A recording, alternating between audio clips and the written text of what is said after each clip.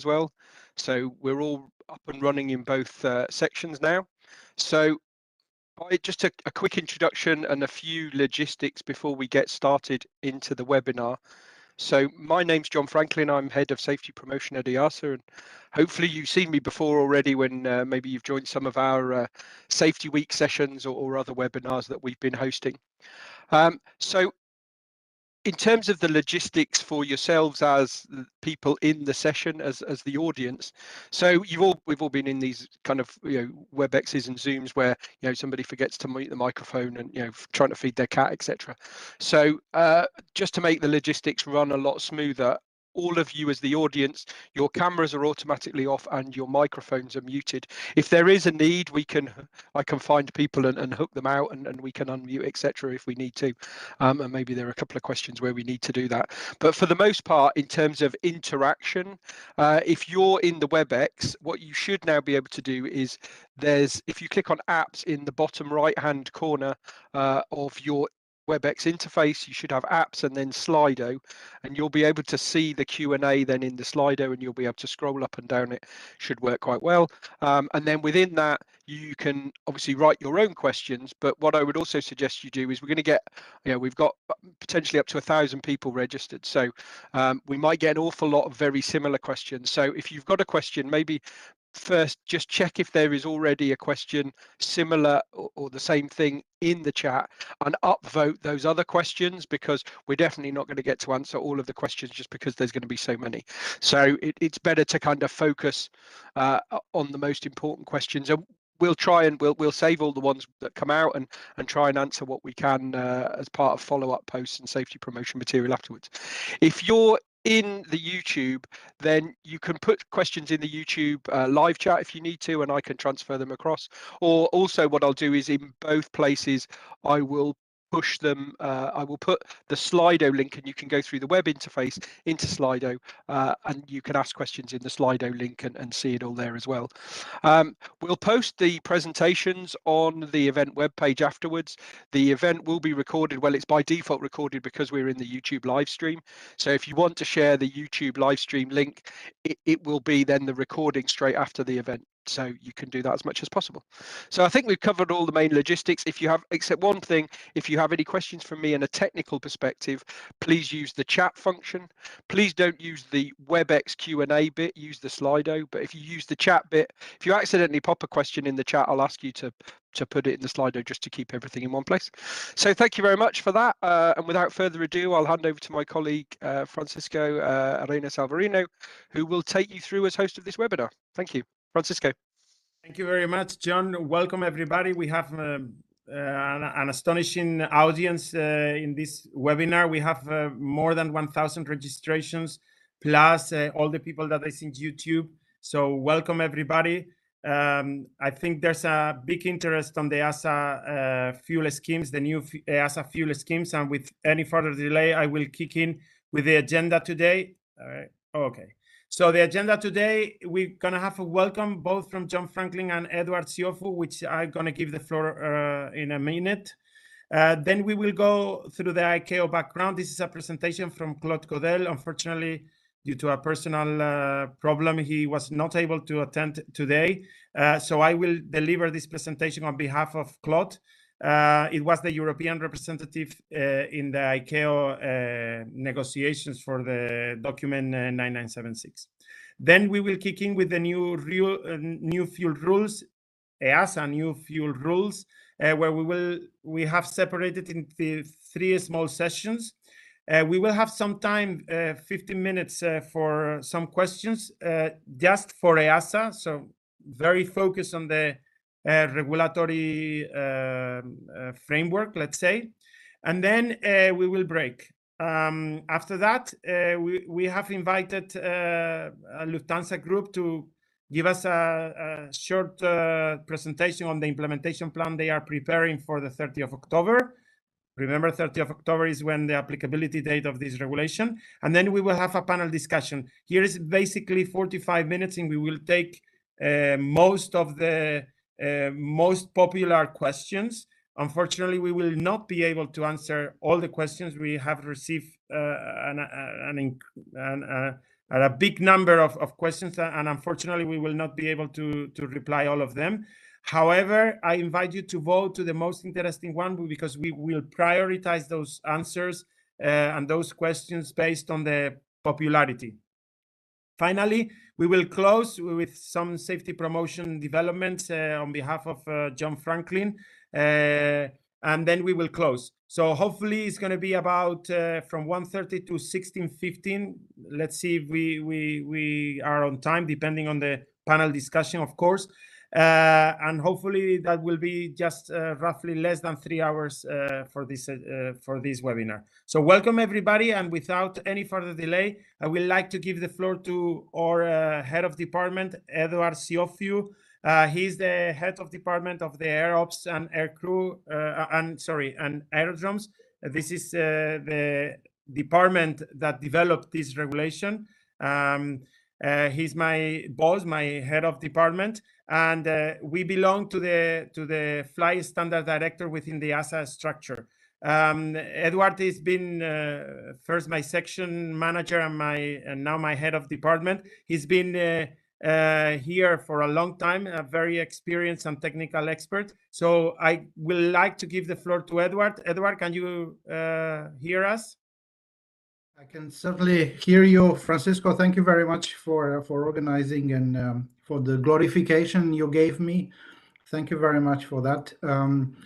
Colleagues, it's very reassuring to see the good number that turned out for this webinar today, while knowing that the airline industry is undergoing a massive ramp up of operation after 2 years of punishing crisis.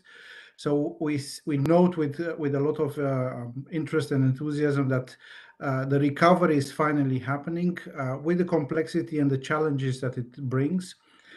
This was one of the elements that we have considered, also at advice received from the industry about the well timing of these new rules that are now entering into force at the end of the summer season, allowing to focus on the recovery, allowing to focus on the summer season, and then give sufficient breathing space to incorporate these new challenges.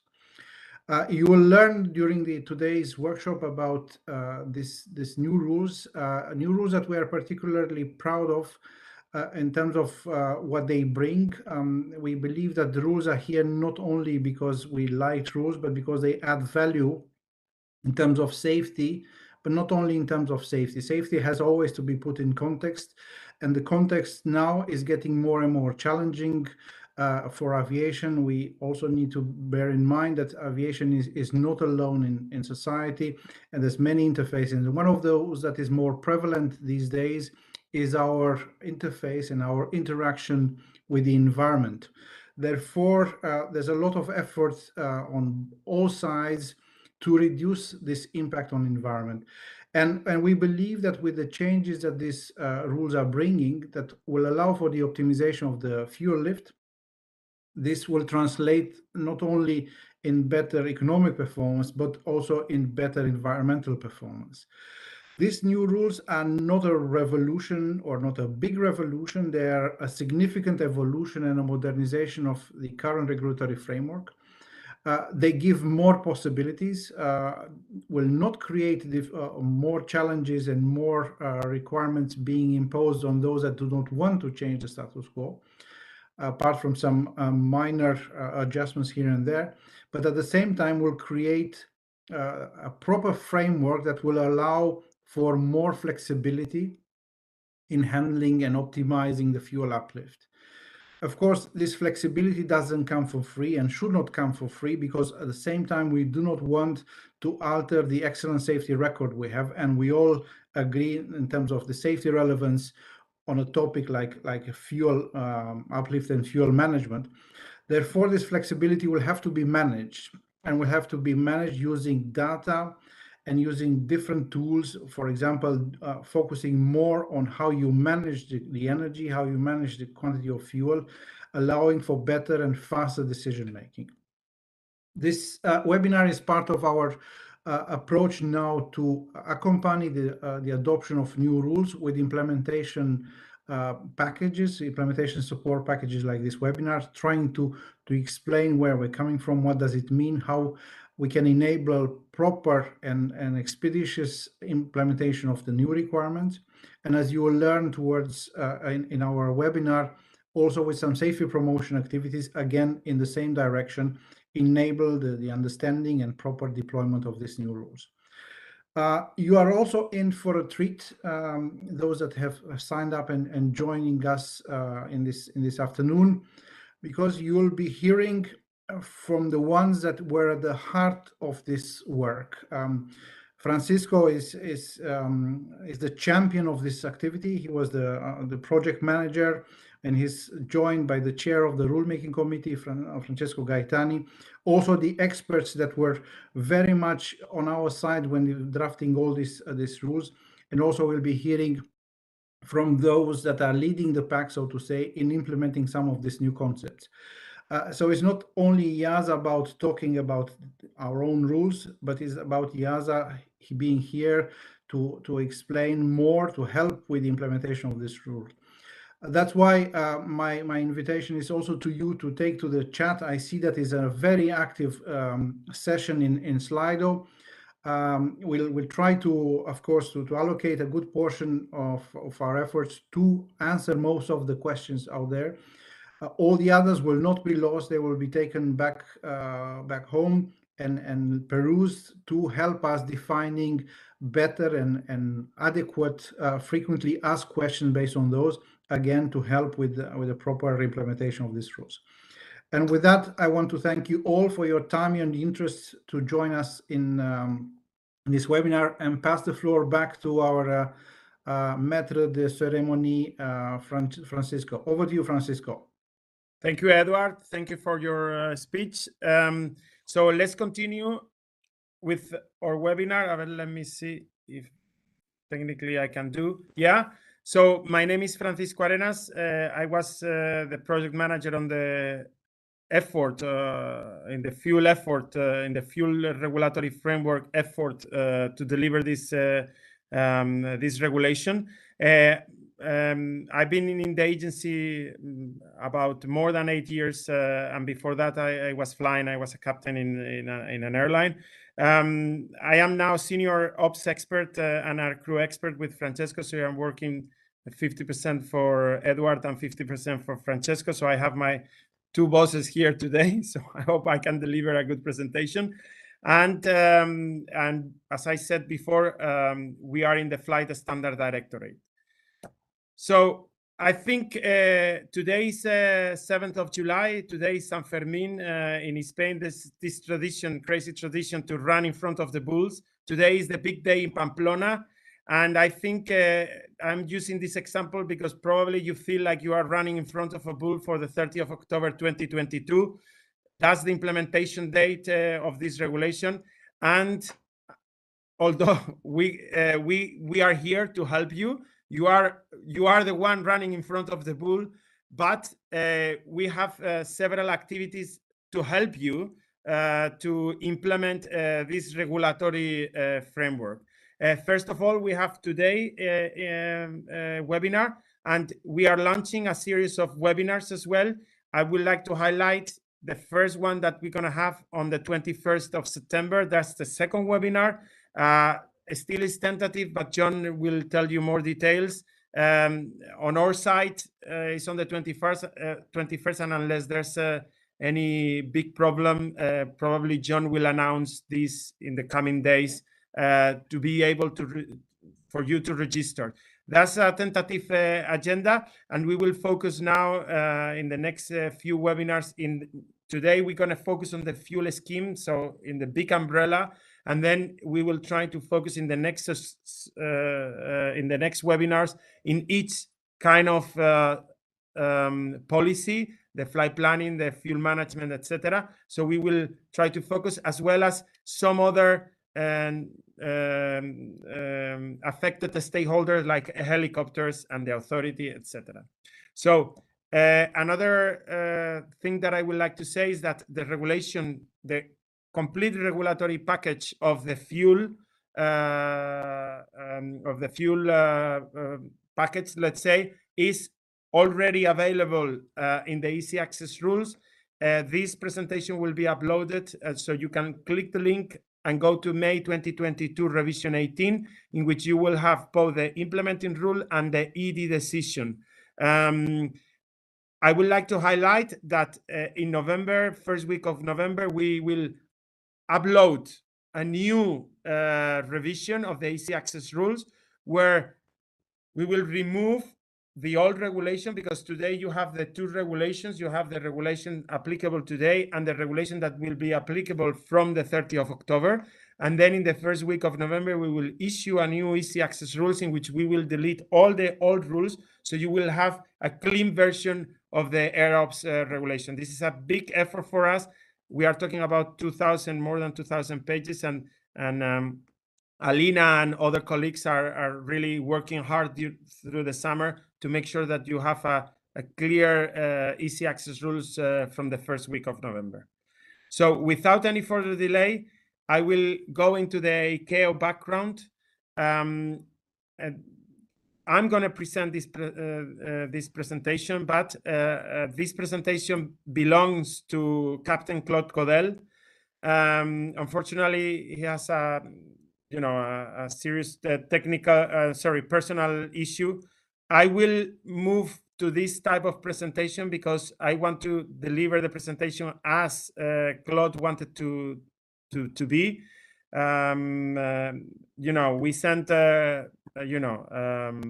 we remember him from this presentation, and I hope that I don't know if he will see this presentation because it's going to be recorded.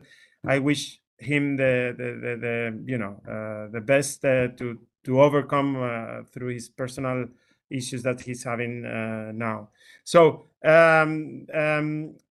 Captain Claude Godel is a retired Air France captain, Airbus 380, and he has several management positions throughout Air France.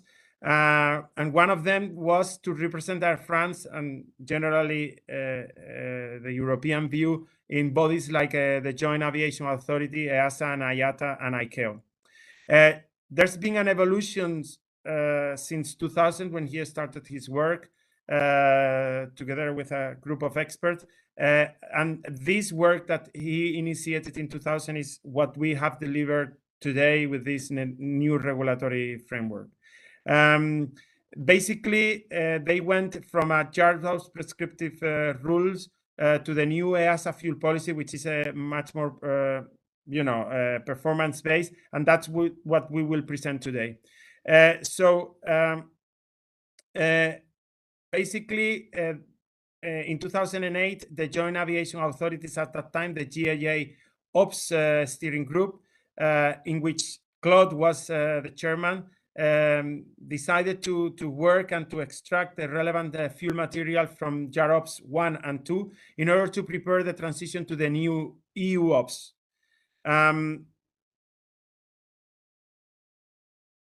They take the Ops Steering Group took the opportunity to not only transpose the GAA regulation, the GAA requirements into the EU Ops, but they also try to improve and clarify certain rules that were not clear at the GAA time. Once the EU Ops was published, IATA Montreal discovered that the European policies, have improved, and they appreciated a lot to, let's say, bring the experience from Europe to Montreal, and they thought that their own policies should be replaced, and they thought that the ICAO fuel standards and recommended practice in Annex 6 were a little bit limited, and they promote this idea to improve the Annex 6 on ICAO. ICAO accepted such request on that basis, and Claude was promoted to the IATA Flight Ops chair of the Flight Ops group, and then he started to work in ICAO Montreal for the update of the Annex 6. FAA also became leaders on this ICAO working group. The group in ICAO was called the Fuel Use Subgroup, That belongs to the flight ops panel. That's why it's called subgroup. And it was in charge to update the fuel regulation or the fuel SARPs, standard and recommended practice, in Annex 6. Claude can tell that in the first meeting of this group, it was very surprising for him because they discovered that words like contingency fuel, for example, have completely different meanings between the FAA, the Australian, and the Europeans. The European member, meaning Claude and his team, had to stand firm to take into account the views that we have in Europe. And a good example of that, it was the reduced contingency fuel procedure, which was allowed under EU ops. And now, let's say, it was brought to the ICAO document 9976, the fuel planning, the flight planning and fuel management manual. In order to find a compromise, everybody around the table, meaning around the world, and be able to move from a very prescriptive rules that we had in ICAO and to a much more performance-based rules that was under Amendment 36, which is there in the presentation, but also through Amendment 38 and 41 that was further developed. So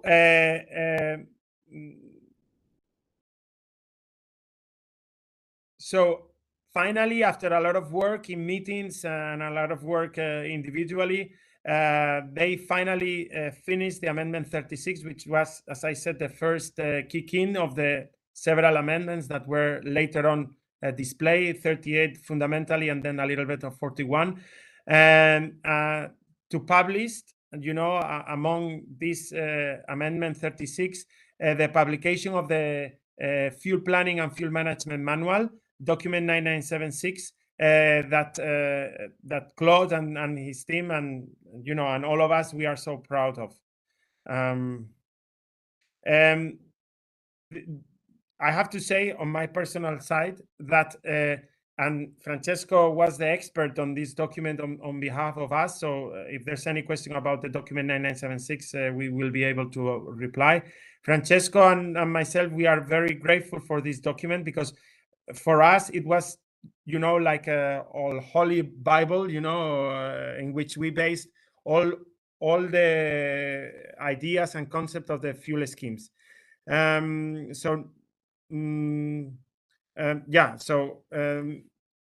One thing that we want to say is that neither Claude in the EU ops, from EU ops to the document 9976, it was just a copy-paste exercise. So we put intelligence there. Neither we took the document 9976 into the new EASA regulatory framework of fuel schemes, and we didn't just simply copy-paste. We did an exercise of intelligence in order to accommodate those requirements the best we can to the actual European environment. EASA launched rulemaking task 0573, fuel policy and fuel management rulemaking task.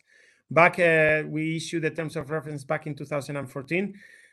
And in order to fundamentally comply with the ICAO standards and introduce a new and safe European fuel policy with different level of performance as conceptually, let's say, thought under the ICAO performance-based variation.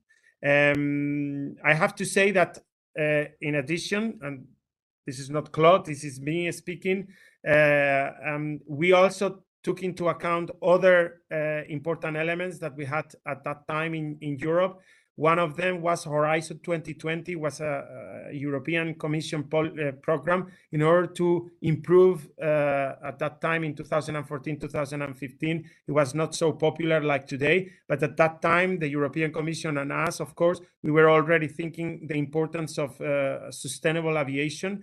And that's why one of the main drivers as well was to improve efficiency in fuel in order to be safer, but also to be more environmental friendly. according to the regulatory impact assessment, we are talking about potential reductions of fuel consumption and emissions of CO2 of 1.8% for long haul and 0.3% for short haul. Remember that every ton of fuel is multiplied by 3 in terms of emissions of CO2. So that illustrates the potential environmental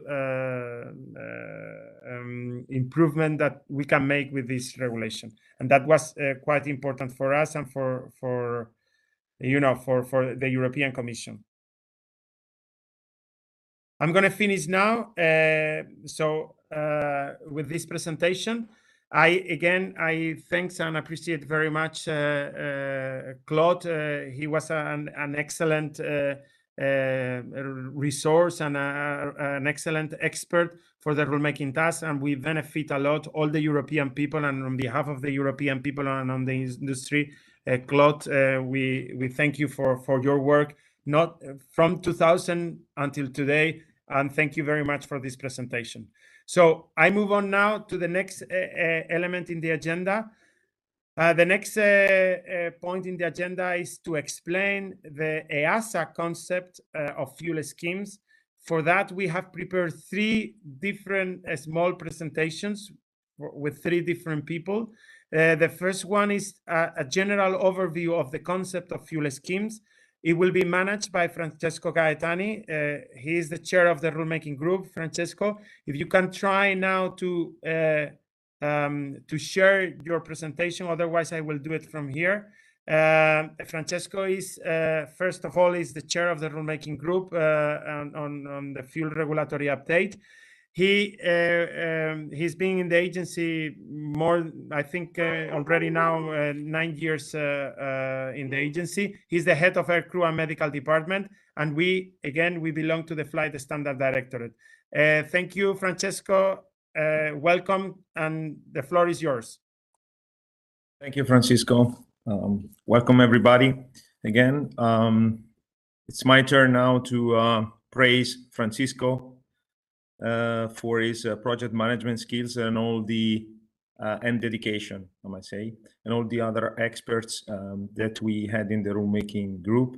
There was a very compelling task to bring the competent authorities, the industry, the crew associations, and EASA in the same room, discussing a very important topic, very safety relevant, and with a level of complexity that probably deserves a lot of respect in terms of time allocated to provide this fuel scheme. There was a very long gestation to this fuel new regulatory environment, and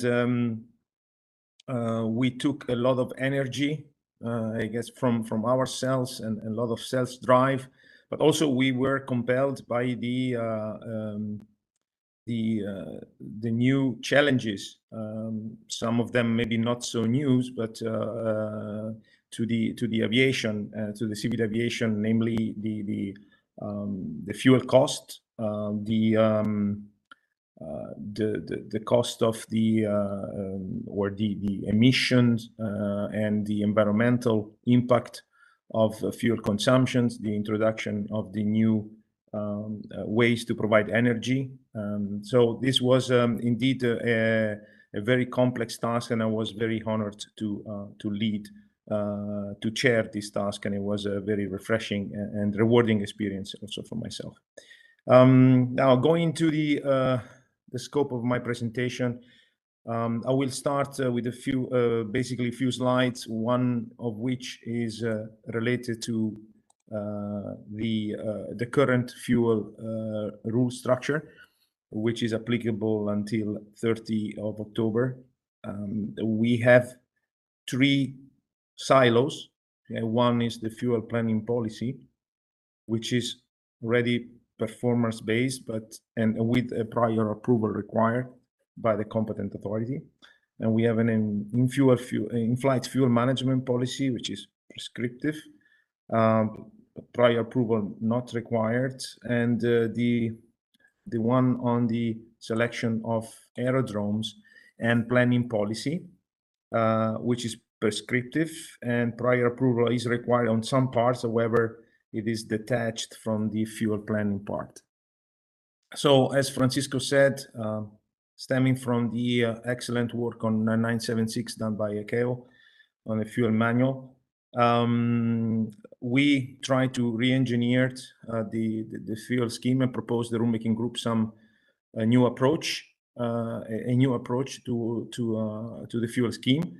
And I also took inspiration from my prior involvement before EASA when I was working in an airline, that I was exposed to the IATA initiative, a fuel efficiency gap analysis, which was triggered in the years, let's say the first years of the 2000s, due to the spike in the fuel price, which every IATA member airline was undergoing a review of their processes with regard to the fuel, from the very start, from the fuel acquisition, let's say, so fuel hedging, and all the way to the fuel consumption. And this work with IATA brought me let's say new concepts in my toolbox, let's say, which I then used when I joined EASA, and I shared with Francisco the management of this rulemaking task. And then what we agreed basically was to have a fuel scheme approved by the authority, which has an holistic approach to the fuel management. So fuel planning and in-flight replanning policy as one pillar. The second pillar is the selection of aerodromes and planning policy, and the third one is the in-flight fuel management policy. And these three cannot be seen in isolation. And we decided to give them equal importance, to put it under a same umbrella, with the authority looking at all three before approving. And we provided also the same structure to the rule, where we put in the implementing rule, where the shall is used, the safety objective, and all the ways to implement and the possible variations were included in AMCs. And basically for us, this was the way to implement a performance-based regulation approach. So this performance-based approach aimed at increasing the efficiency and the reliability and the flexibility in fuel planning. We also decided in the approach to give more flexibility, and therefore aiming at a greater efficiency to those organizations and authorities with a greater maturity. So we put the operator and the authority at the same level in terms of what their capabilities should be to sustain this combination of operator and authority working together.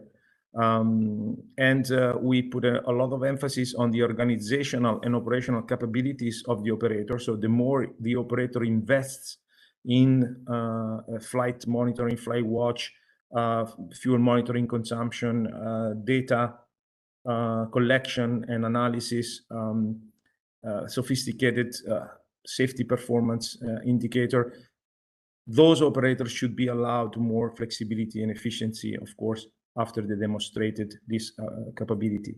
And on the authority side, the most challenging part was to write a framework for them to understand, monitor, and validate the criteria that are proposed by the operator when wants to engage in an individual fuel scheme.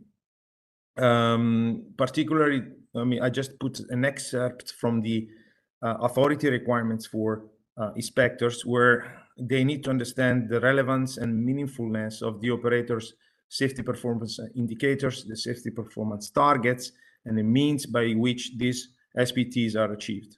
And this is a complete different mindset from a yes or no, or black or white, assessment, verification. Here, there is a lot of exchanges and explanations to be done between the operator and the authority inspectors, and the authority should first understand what the operator is proposing.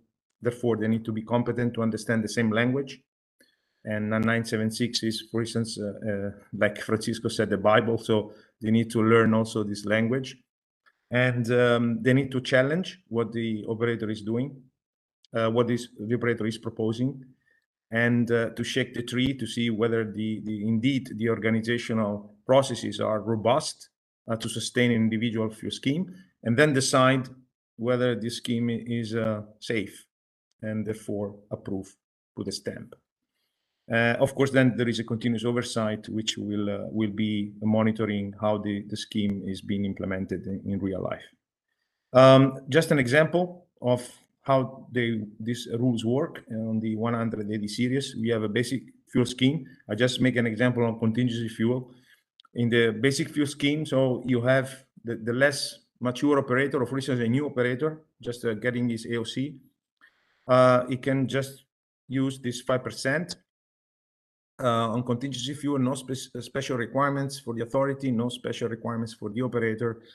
Basically, it's the current situation for a lot of operators in the market.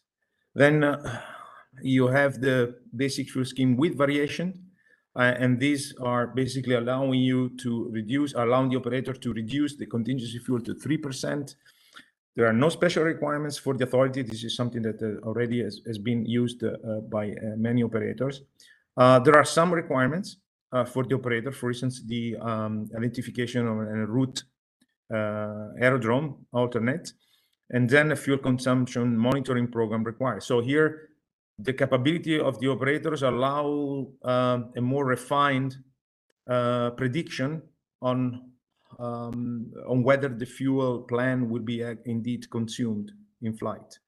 And of course, we give the possibility in the future to create new variations when, for instance, certain practices will be applied systematically, identified and applied systematically. We can revise and put these new variations into the same basket of this second basket. The third basket is the individual fuel scheme. So here, it can be reduced. So the contingency fuel can be reduced based on certain criteria. The criteria is very compelling. It's not for every operator to do this. You need to establish first a baseline performance, for instance, 2 years of data on agreed safety performance indicator. Then you need to have a safety risk assessment, which demonstrates an equal or greater level of safety.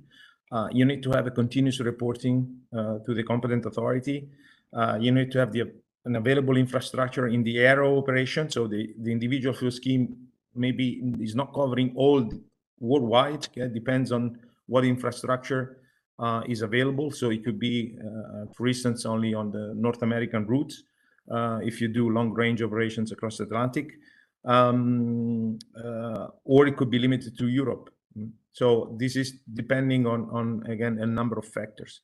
Then, and here I basically introduce also the next set of slides.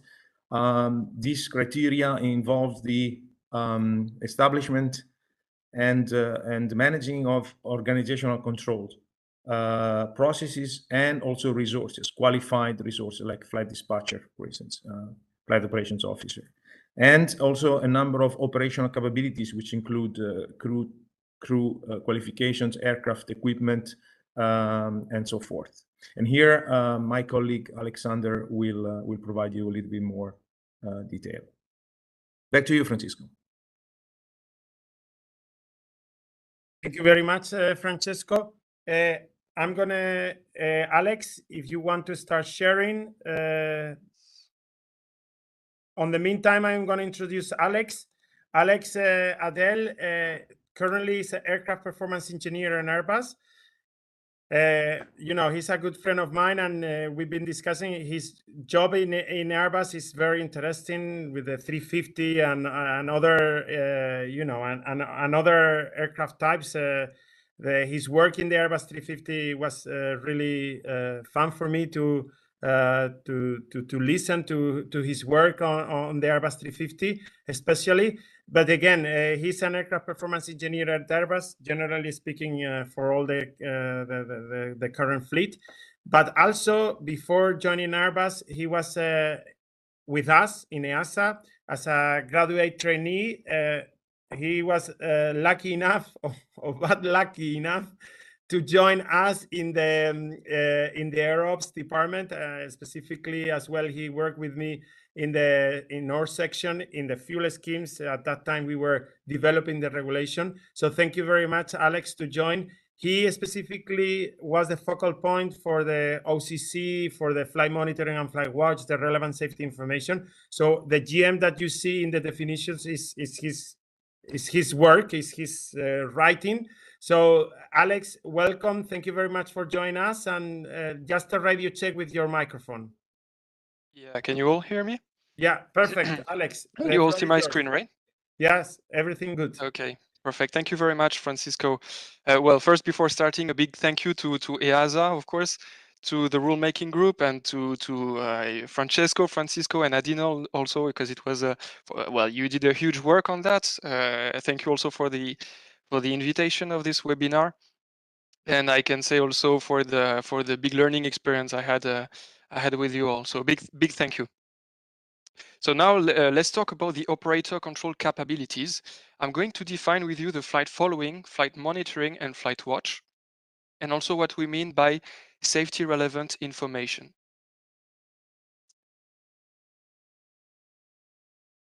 Okay, so now let's look at the intent of the new rules. Okay, I took an example made out of two situations. On the first situation, we have an aircraft X going from point A to point B, and that has an alternate. Okay.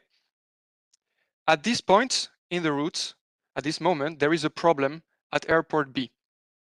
But the aircraft doesn't know it, so it continues its route until this golden point where the aircraft gets notified by the air traffic controllers that there is the problem. So that's at this point that they get aware of the problem and decide to divert to the alternate.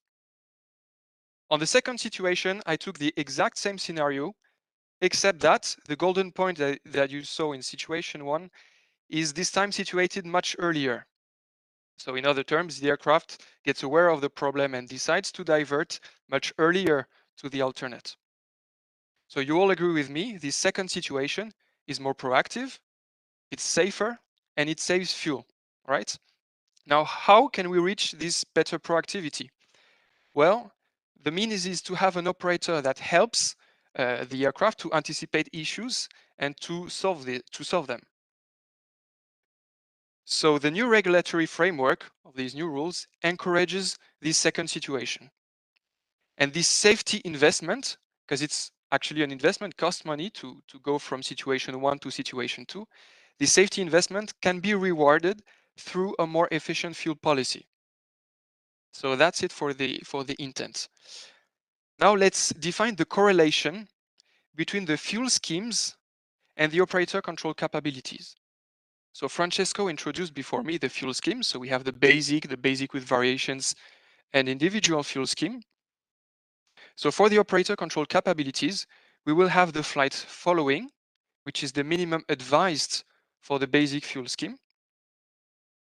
And then we will have the flight monitoring, which is the minimum required for the basic with variations and individual fuel scheme, or required for most of the cases in the basic with variations scheme. And then we have, of course, the best, which is the flight watch, which is the one we highly recommend. So now I'm going to define all of these three capabilities more in details. For the flight following, well, first, how do we communicate the position for all of them? For the flight following, the regulation says it's the recording in real time of departure and of arrival messages. So if I do the analogy of this definition with a race, let's say, it's like having the picture at the start, at the end, but nothing in the middle. Now, when we look at flight monitoring, it's defined as the operational monitoring from departure throughout all phases of the flight, throughout all phases. So there, the situation is much better. The visibility is enhanced because we can see in which phase we are, and we can see more details. For example, in the example, we see that it's not only a race, but it's a hurdle race. We need to jump over obstacles sometimes. And then for the flight watch, in addition to the flight monitoring provisions, it's defined as the active tracking of a flight. So we need to know at every moment the exact aircraft position. And of course, it is the best because it's the best capability to spot any deviation as soon as it occurs, right? And here, in the example, the runner is not running over obstacles, it's literally destroying them. So that was for the position. How about the additional communications? Well, for the flight following, nothing is required. For the flight monitoring, we need to have all available and relevant safety information communicated. So I'm going to come back into that in the next slide. And we need to have critical assistance to the flight crew. If there is an in-flight emergency, if there is a security issue, or at the request of the flight crew. For the flight watch, the active tracking allows the operator's personnel to ensure that the flight is following its prescribed routes without unplanned deviations, diversions, or delays. Okay, and for the specific case of individual fuel scheme, we need to have two independent airborne communication systems. Now, how about the operator's personnel involved in these capabilities? For the flight following, the regulation says operational personnel, so there is no formal training required. But for flight monitoring, the regulation says suitably qualified operational control personnel, meaning that a formal training is demanded and is detailed in this AMC. So the operational control personnel is flight operations officers or flight dispatchers, trained through a training program, the initial operator-specific and recurrent training program. And this training has to be provided by a qualified instructor. For the flight watch, it is exactly the same qualifications that are demanded as for the flight monitoring. Okay, I switch to the last aspect, which is the relevant safety information. So this is applicable to flight monitoring and flight watch. So relevant safety information is any element that may affect the safety of the flight, such as can be position reporting, aircraft technical failure. It can be unforeseen hazards, meteorological, can be geological, obstacles, terrain, traffic. It can be a ground system failure, etc., etc. And it can be also updates of the operational flight plan when they affect the fuel reserves.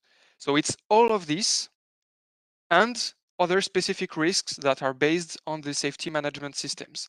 So it's an agreement to be found between the operator and the national authority. And so that's it on my side. Thank you all for your attention. I hope it could clarify this point for you. Thank you all. Thank you very much, Alex. Let me share and continue with our presentation.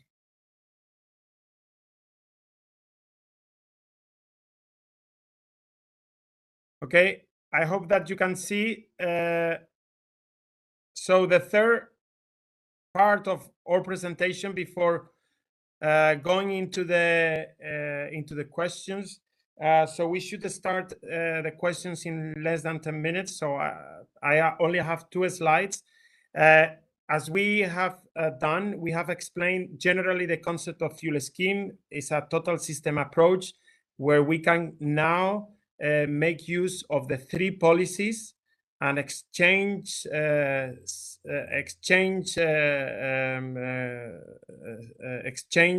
risk between the 3 policies. So when you are very aggressive, in fuel management, then you need to be more conservative in the aerodrome selection or in the fuel policy itself, and etc. So that was explained by Francesco. regarding the concept of the fuel scheme with this big umbrella.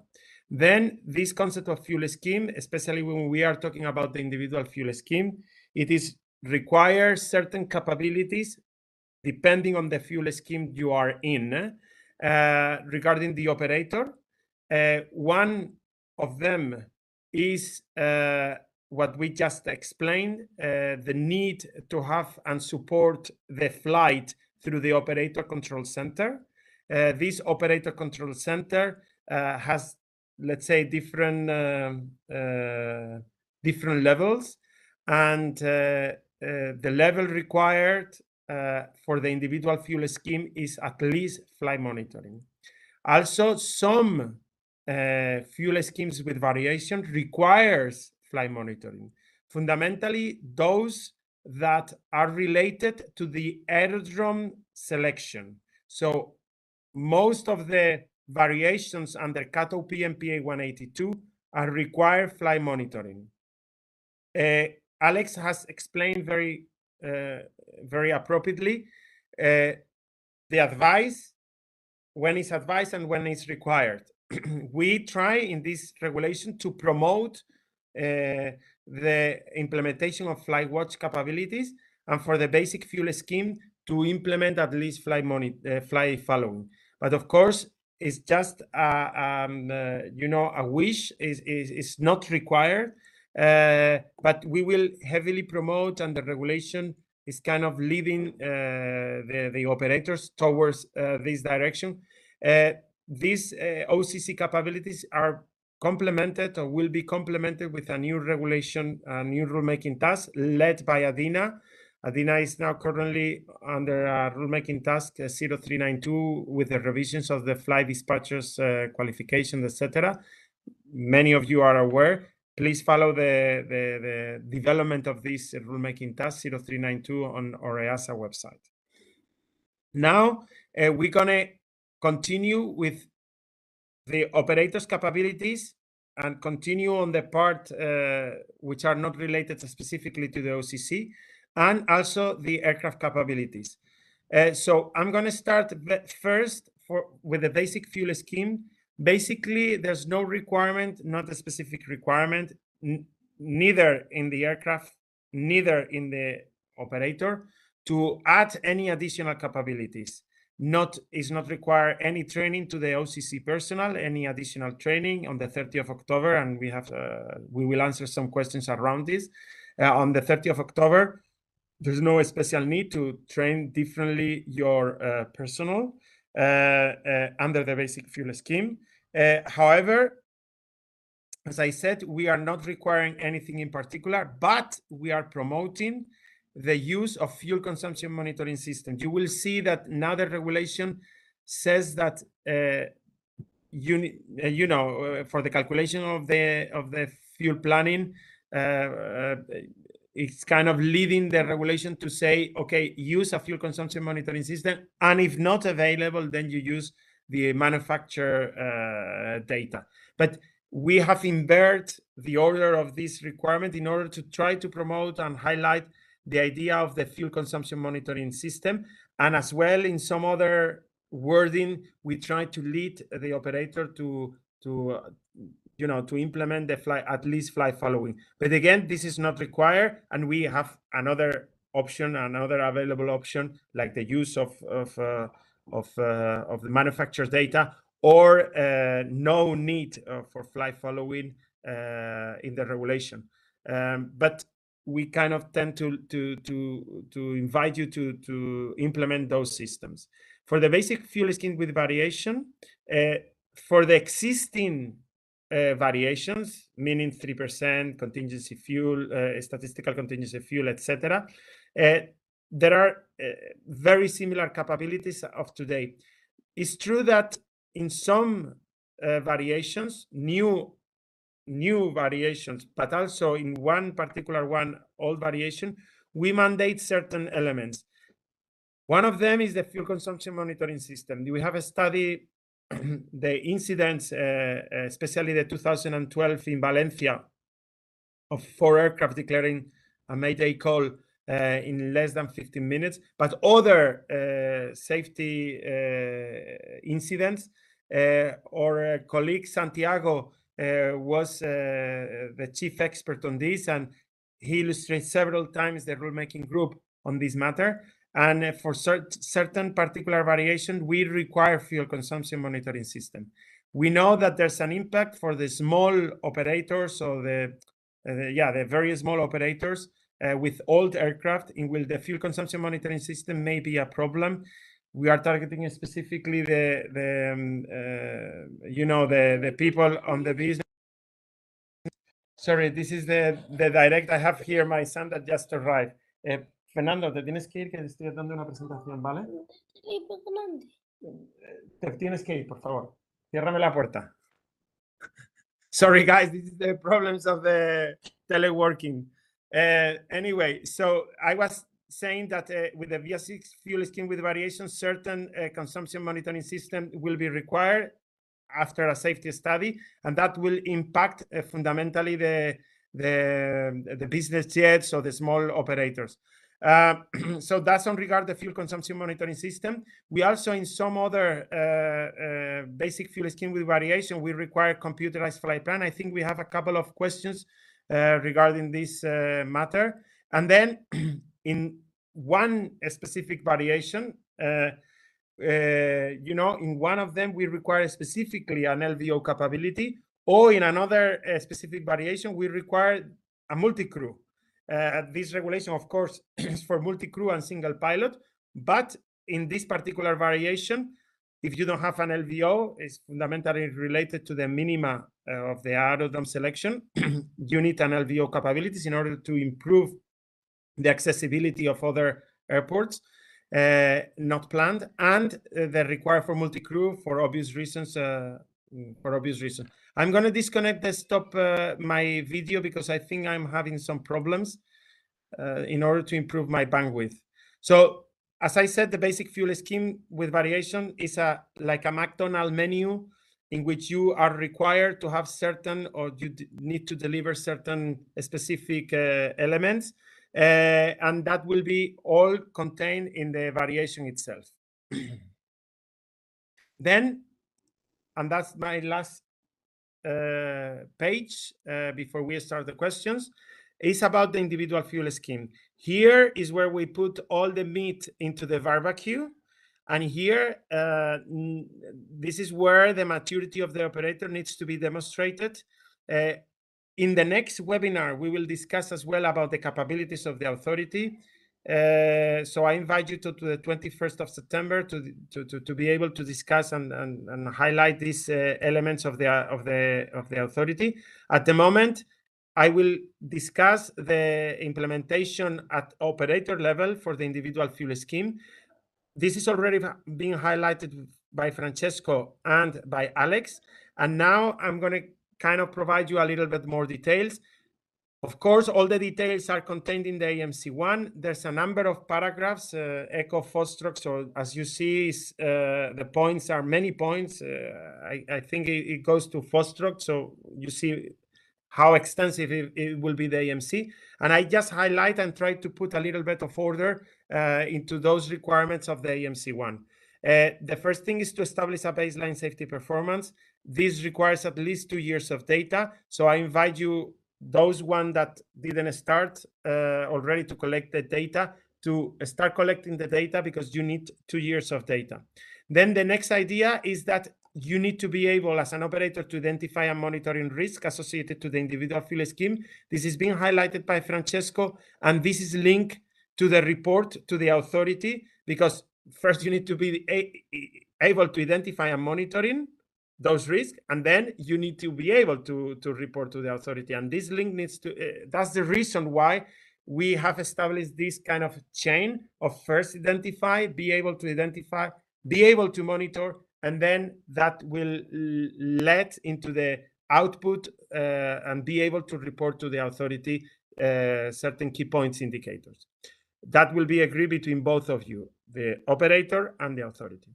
Then the operator control capabilities, I think, is being extensively discussed. We fundamentally require the flight monitoring. That's what is required. But when you see the individual fuel scheme, you see that we are trying you to implement the flight watch with different wordings and with different capabilities that if you want to exercise, it will be required to be done only through the flight watch, or at least a flight monitoring, an advanced flight monitoring.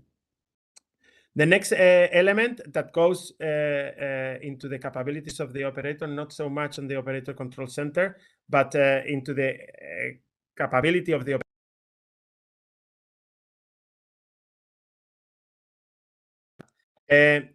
is the computerized flight plan. The computerized flight plan is something that is required in the individual fuel scheme. Also, the fuel consumption monitoring program obviously is highlighting some variations already, so then it makes sense that also is required in the individual fuel scheme. Another is the LVO capabilities of the operator. This is in order to, if you're going to be aggressive, or if there's going to be a much more lean policy on the fuel selection and in the fuel policy, then obviously we need to maximize the availability of not planned aerodromes, not directly planning the as a former alternate or a former takeoff alternate, etc. So therefore, we require as well LVO capabilities. This doesn't mean that you cannot exercise your individual fuel scheme in an aerodrome which is not LVO approved. But as an operator, you need to have the capability to fly LVO, regardless if at the end the destination or your alternates are LVO or not LVO capable aerodromes. Then the RNMP approach to VNAV minima, this is on the same logic of the LVO. And then I highlight something that is not exactly in the regulation, is not super clear because it's in paragraph echo and sometimes it's not clear. But I understand the way it's written, it means an operator capability, although in the regulation is not like that. It doesn't look like that, but it's an operator capability, which is the possibility, the availability, the capacity to collect continuous monitoring, reliable meteorological information, but also aerodrome information and traffic information. This is related to the delays and the fact that as an individual fuel scheme you need to provide, and the example from Alex is very pertinent here, is that you need to be proactive, and because you know the delays of the aerodromes, or you monitor, not, maybe you don't have all the details, but you have some kind of collections and monitoring of those airports. You need to be able to inform your crew that something is going on in a particular aerodrome in terms of also delays. That's why it's used traffic information. Also, another important capability is training of your personnel and also your flight crew. That's why I say including flight crew is not only limited to your flight crew. And then in regards to aircraft capabilities, I already highlighted certain things because the monitoring, the fuel monitoring program requires certain capabilities of the aircraft. It might require certain capabilities of the aircraft. I decided to put it in the operator capability, but also can be linked to the aircraft capabilities. But fundamentally, they are kind of three fuel prediction systems. So you need to actually have in the aircraft, like in Airbus or in Boeing, the capability to predict during the flight your fuel landing estimations.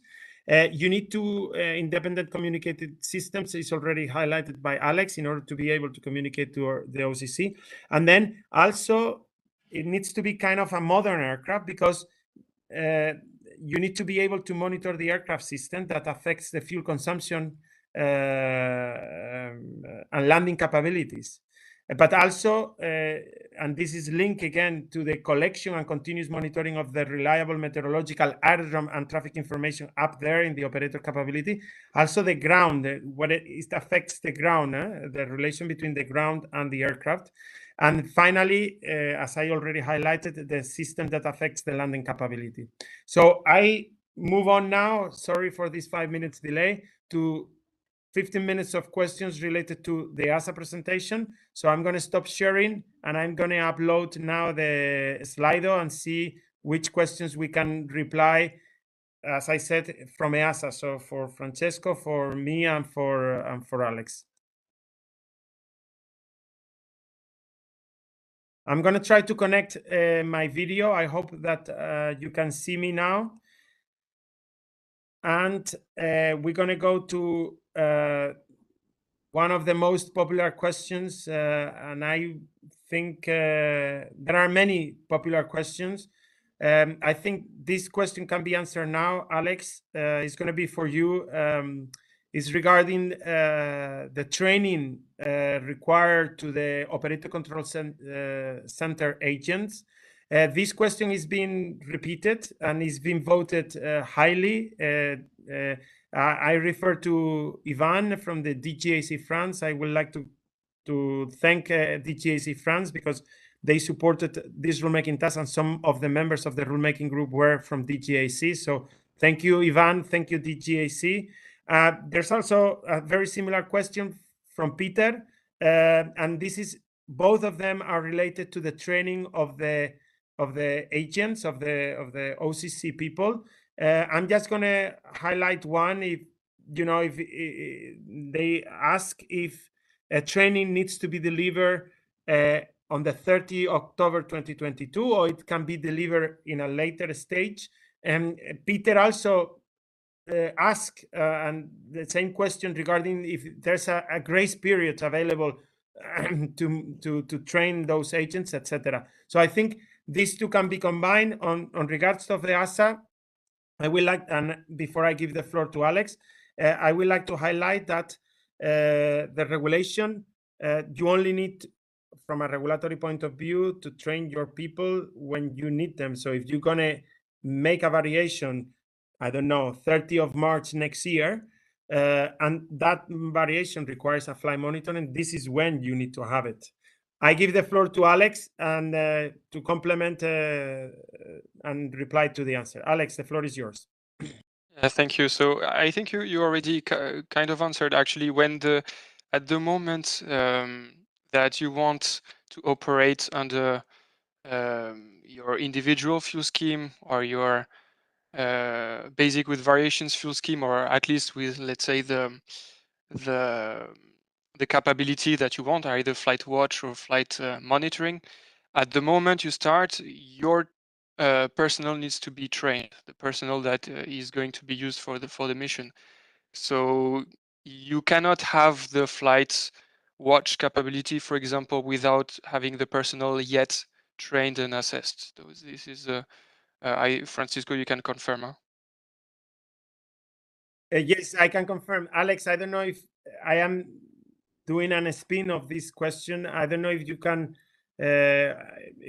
highlight a little bit, and I know I am putting you in the spot with this because it's not prepared.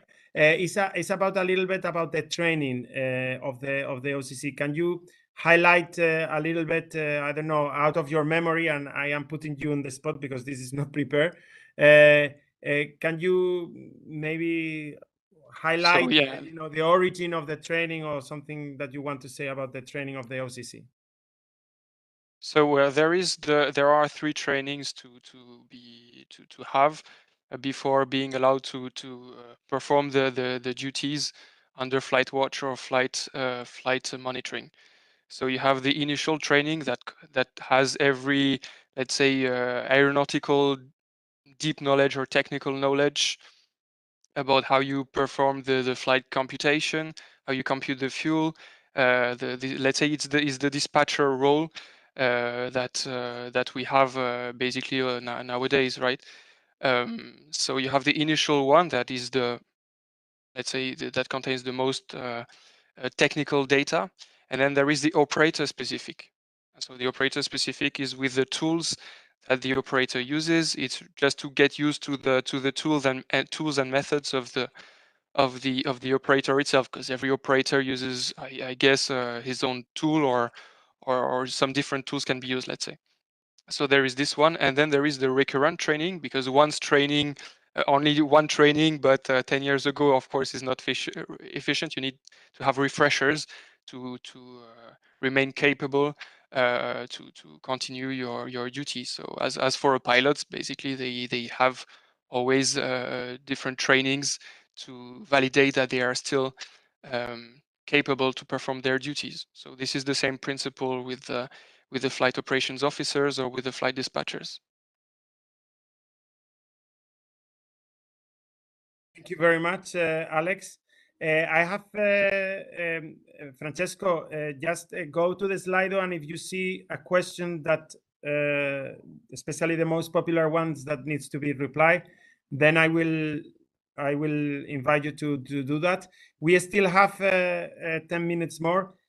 I'm going to go, and sorry for my management, but I'm going to go into, I want to clarify a question which is maybe a little bit politically not, a little bit harsh on the politics. One, and as also to demonstrate that we can answer as well difficult questions. This person is asking us if we are aware about the difficulties, because when you implement certain software, especially the computerized flight monitoring, the computerized flight planning system, if we are aware about the testing, etc. We have invited today also people from Lido. We also have other people from NavBlue and others that are today with us today, and maybe I can give them the floor. But yes, we are aware of this. We understand your difficulties. We are having several meetings with both Lido and NavBlue to help them to implement as soon as possible, the new requirements. I know that this affects your approval, and that's why we are supporting you and trying to support you with this matter. However, I want to say that the computerized flight planning system, if you maintain your current structure of 5%, and you are under the basic fuel scheme, there's no need to change anything. Okay, so this needs to be clarified. The computerized flight planning system are required for certain individual fuel scheme and certain variations. So if you see that you cannot accomplish this activity and this matter, you can always maintain, let's say, your traditional approach on the basic fuel schemes, and you will not need any specific changes on the software. So Jody from Transavia, thank you for your question. It's a difficult question for us, but I think it was appropriate to reply. Francesco, I don't know if you have any question, or I will continue with other questions that I have. Yes, Francisco, there was one from ECA about how do we let me just find it.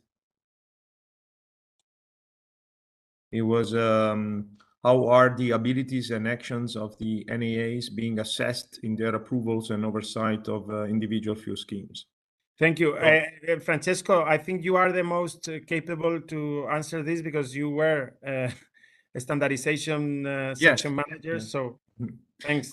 First of all, ECA was part of the rulemaking task. So we was part of the rulemaking group, and we addressed this element, this pillar of the new fuel schemes, which is the authority requirements side. And we included several provisions in the part ARO, including the qualification requirements. And of course, that is the first tier. So the authority is responsible to provide training and have a qualification system for inspectors involved in the approval or oversight of individual fuel schemes. The competency of the inspectors is part of the standardization focus when we, as EASA, perform standardization inspections and continuous monitoring of the national aviation authorities of the member states. So this is indeed something that after the implementation of the fuel or the applicability of the new fuel regulation, the ops standardization section will definitely include this in the focus of the standardization activities. And we will also, as Francisco said, provide a webinar also on the authority requirements. We will also develop a fuel book that would allow the inspectors to be harmonized also in their approach to towards the approval and oversight. During the rulemaking group meetings, we debated also how this complexity could be implemented in some less mature aviation system of the European framework. And of course, there is always a balance to strike between to be progressive in what we do and to ensure on the other side that no state is left behind. Okay? So that we indeed modernize our rules, move towards a performance-based regulation and oversight, and on the other end, we put safeguards to ensure or to limit as much as possible the shortcuts in the system, which is maybe not so capable operator proposing an individual fuel scheme with an authority which is not fully suited to approve and oversee. Thank you, Francesco. I would like to remind our colleagues from ECA that we have launched for the FSTech and the AeroStep a proposal for candidates to join us in the safety promotion activity. We are creating kind of a group within the FSTech and the AeroOps, a combined group to promote and to perform in a transparent way under the EASA advisory bodies the safety promotion material, including documentation, written documentation, kind of a fuel manual. I don't know if it's going to be called like that, but like a fuel manual in order to help the authority and help the operators to implement this new regulation. The availability for the candidates is open until September. So I invite ECA, through the FSTech, to apply if one of the representatives wants to join us. Thank you very much, Francesco. I'm going to extend. Francisco, sorry, yeah, because in the meantime, I had the time to find the exact document or where I think that can address the question that was asked a bit before with the training, so I can provide a bit more details. Can I just do that, or? Yeah. It's going to take a few seconds, but so much time. Yeah. So you okay, did so very, very correctly before, but if you want to provide more detail, go ahead. So for the training question, I can re-forward you directly to the AMC1 of Orogen 110 CNE, and so it describes really all the training. So you have the initial training with the aircraft general knowledge, the flight performance calculation, planning procedures and loading. You have the human performance, meteorology, navigation, ops procedures, etc., etc. So you have all these, and then I said so the initial, operator specific, and the recurrent training. So all this is detailed already in this AMC. Thank you very much. Very kind of you for this answer. I'm going to extend a little bit, 5 minutes. I think it is appropriate to extend a little bit the questions. We're going to have another 45 minutes later on, but as this is our address to EASA, I would like to highlight one from EWA, so EWA. It has regarding ETOPS, non-ETOPS aircraft, I mean, okay, now I can see. Non-ETOP circa cut-OP MPA 140. So the question, thank you, is regarding the area of operation for non-ETOPs. cut-OP MPA 140, are those adequate aerodromes required to be defined in the operational flight plan? For adequate aerodromes, they are not required to be neither in the operational flight plan or the computerized flight plan. You don't need to nominate if when you fly from Amsterdam to Tokyo, you know, you don't need to nominate and put in the computerized flight plan all the adequate aerodromes in which you rely your route to Tokyo. This is done, let's say, it's a study that you do when you initiate a route. Okay, you make sure that you have adequate aerodromes through the route of 60 minutes, but on the actual day of operation, you don't need to put them in the operational flight plan. You may, in that kind of route, may have a critical point scenario, a critical fuel point scenario. You know, this critical fuel scenario regarding, you know, an engine failure or a problem of the pressurization, and you may have a fuel error, and in that case, that particular fuel error, which is probably an adequate aerodrome as well, one of the adequate aerodrome that you nominated, that you study to ensure the 60 minutes circles, will be in the operational flight plan because it's a critical fuel scenario. But the actual adequate aerodrome doesn't need neither a weather check, neither to be throughout the flight plan to be nominated as an adequate aerodrome. Francesco, I don't know if I am correct because you are also the expert on this matter. Something to add?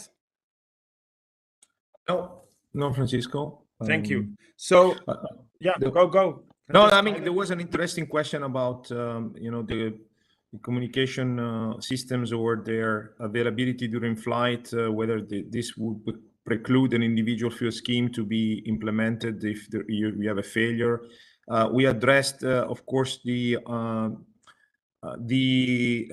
flight from the standard perspective, which is before off block.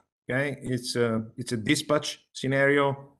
After you leave the blocks, basically you are in flight, and basic the availability of the communication system to sustain an individual fuel scheme on a certain sector has to be addressed through the MEL. So if you need to have two long-range communication system because those are linked to the approval for individual fuel scheme for a certain area, then you need to have those communication system available at dispatch.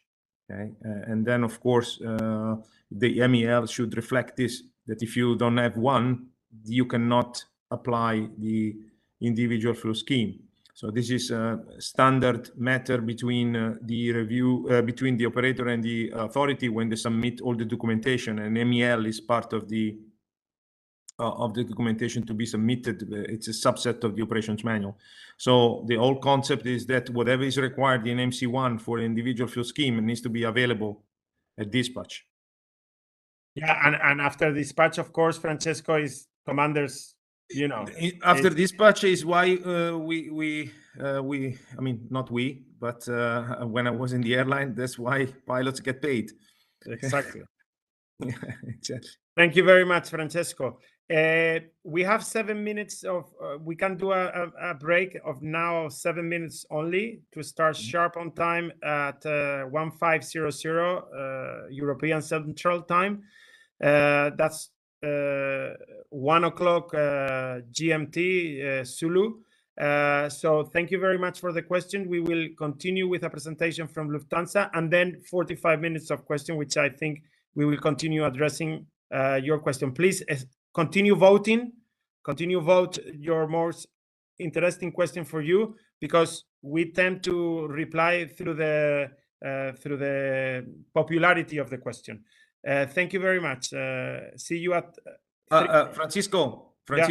Sorry, maybe a word of caution, because there are also questions in the chat, and we said that it's better to use Sli.do, I believe, yes, because correct. then we can have the popularity. We don't ensure any any consideration or mandatory consideration to those in the chat, because then it's quite cumbersome for us to understand. So those on the chat, please transfer your question into the Sli.do if possible. Okay. Of course, if the question is meaningful, we may try to address it. Yeah, thank you. Yes, it's true. We have several from the RNMP, and so please, Claudia, move the question to the Slido, and in general to all those that you are putting questions in through the chat bot, chat box. Thank you very much. I see you in 5 minutes at 1500.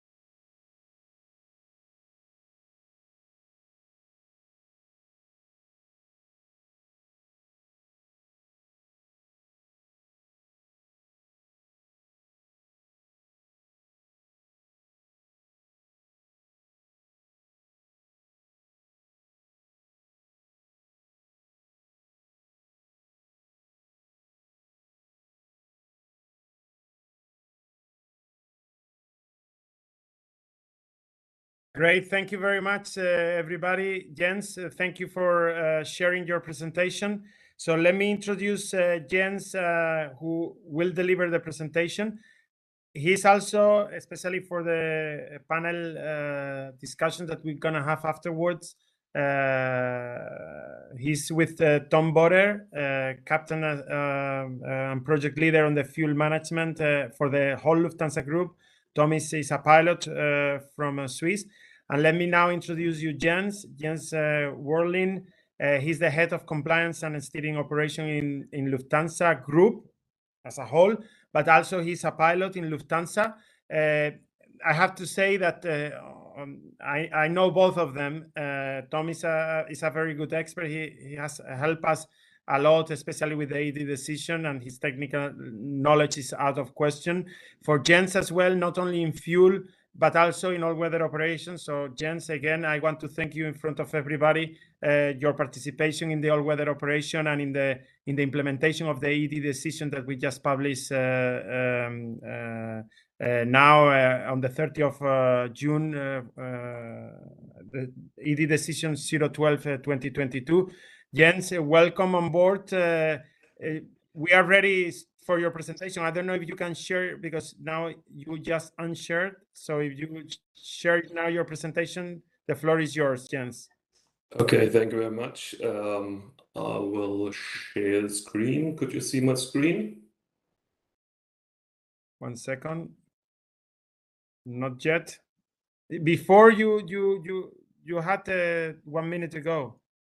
So otherwise, before we just figure out, if you could take over, I will do the moderation from here.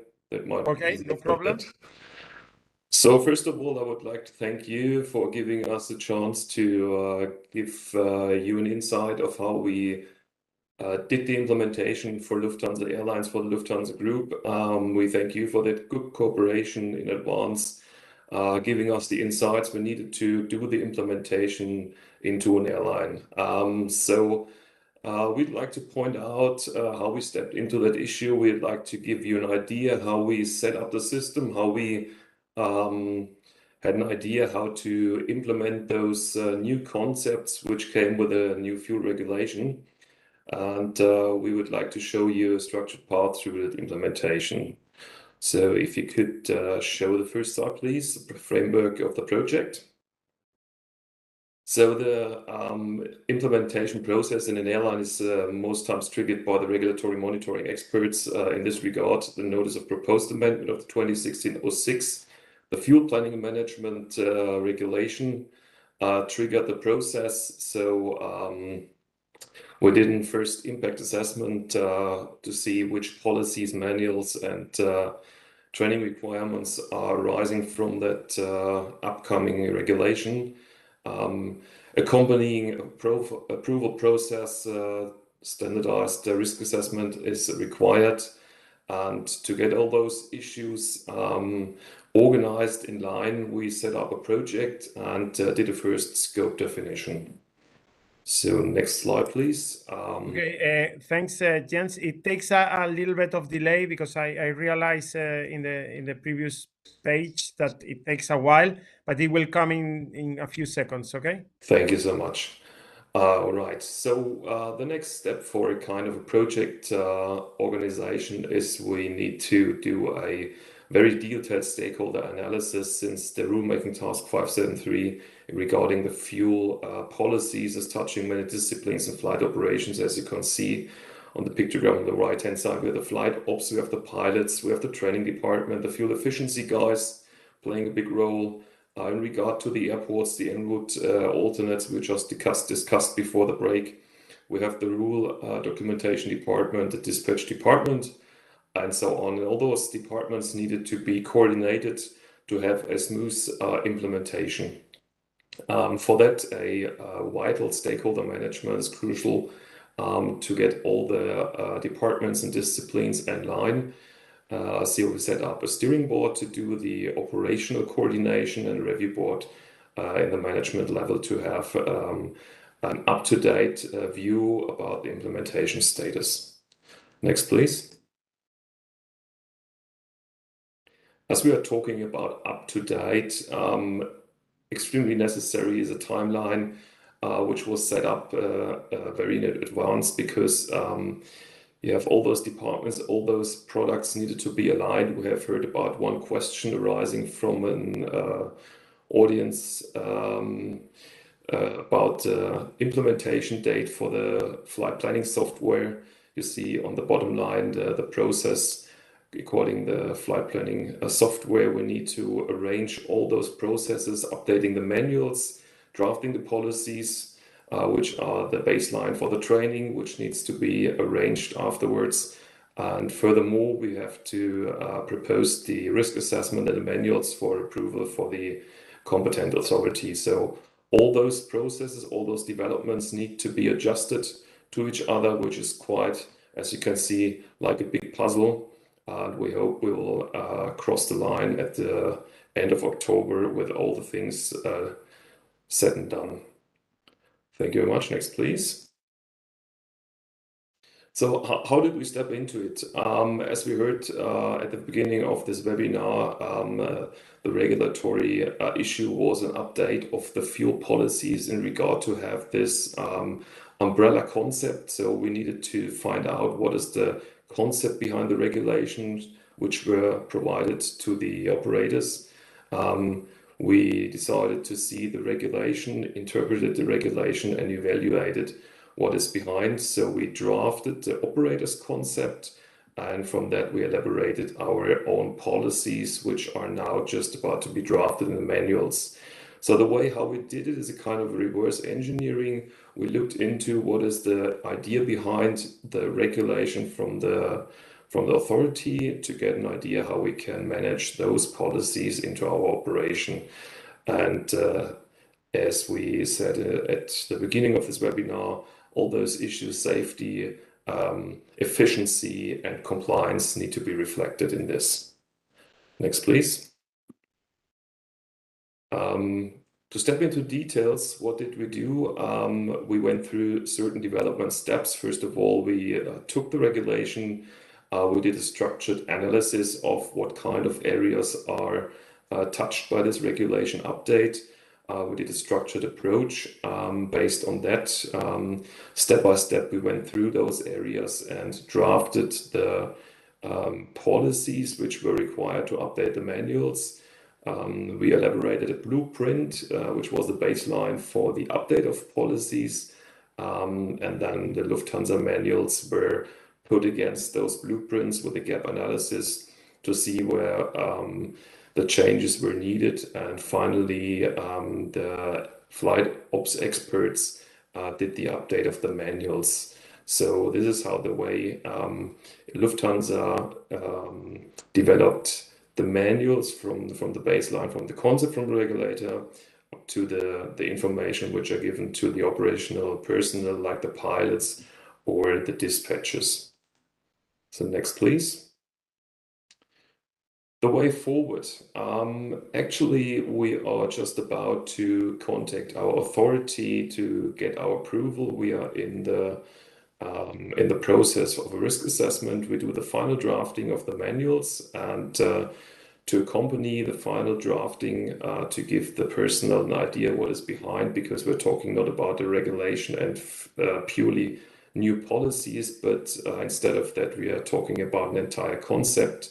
We need to accompany those concepts with the background information for flight crews and dispatchers, which we are basing on the training for all this personnel. The challenges we see ahead, as we heard before, we are all aware of this tough summer operation in regard to restart accompanied by a tense situation of personnel.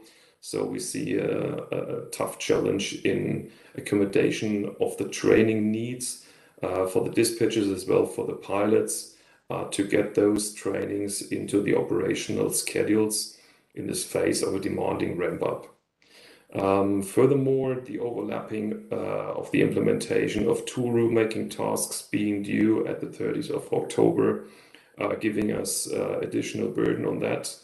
And finally, a technical-wise perspective, since the EFBs are either on site or already with the pilots flying around the world, we need to do a rollover which could not take part at a certain date. So we are looking to get a transition period adjusted with our NAA to see how we can manage this issue. Yeah, to sum it up, it's quite a tough way through it, since it is not just a regulatory update in regard to we do rewrite some policies, but instead of that, we do redraft entire concept, which is based on those three umbrella issues like the fuel planning, the aerodrome selection, and the in-flight management, which are like a concert, as Francisco pointed out before. We needed to reflect this in our books and in the training. So the implementation is quite a tough one. For me, quite a new kind of implementation. But if you see structuring the project, the implementation project well ahead, will guide you through this area. And I think finally the benefits we can have out of it are worth going through it. Yeah, this is it more or less. Thank you for your attention already. I would like to thank Tom Bora, our project lead, who regularly is a captain. In this regard, he did the co-piloting for me. So thank you very much. And Francisco, thank you very much for giving us the chance to let others participate in all those things we already went through, and we are open for any questions in regard to support others for implementation. Francisco, back to you. Thank you, Jens. Very good presentation. Thank you also to Tom, not only in this presentation, but also in the support that you provide us. So I'm going to stop sharing. While I am preparing the presentation, my first question is to introduce Kai, which is missing for an introduction. But I will like you to start thinking about a highlight, how it's been so far, the 2022, and what is the prediction for 2020, the second half of the year, especially on regards to this fuel. So if you can give me a highlight, I will appreciate when I start introducing the panelists. Give me 1 second, because I'm going to share with you my screen.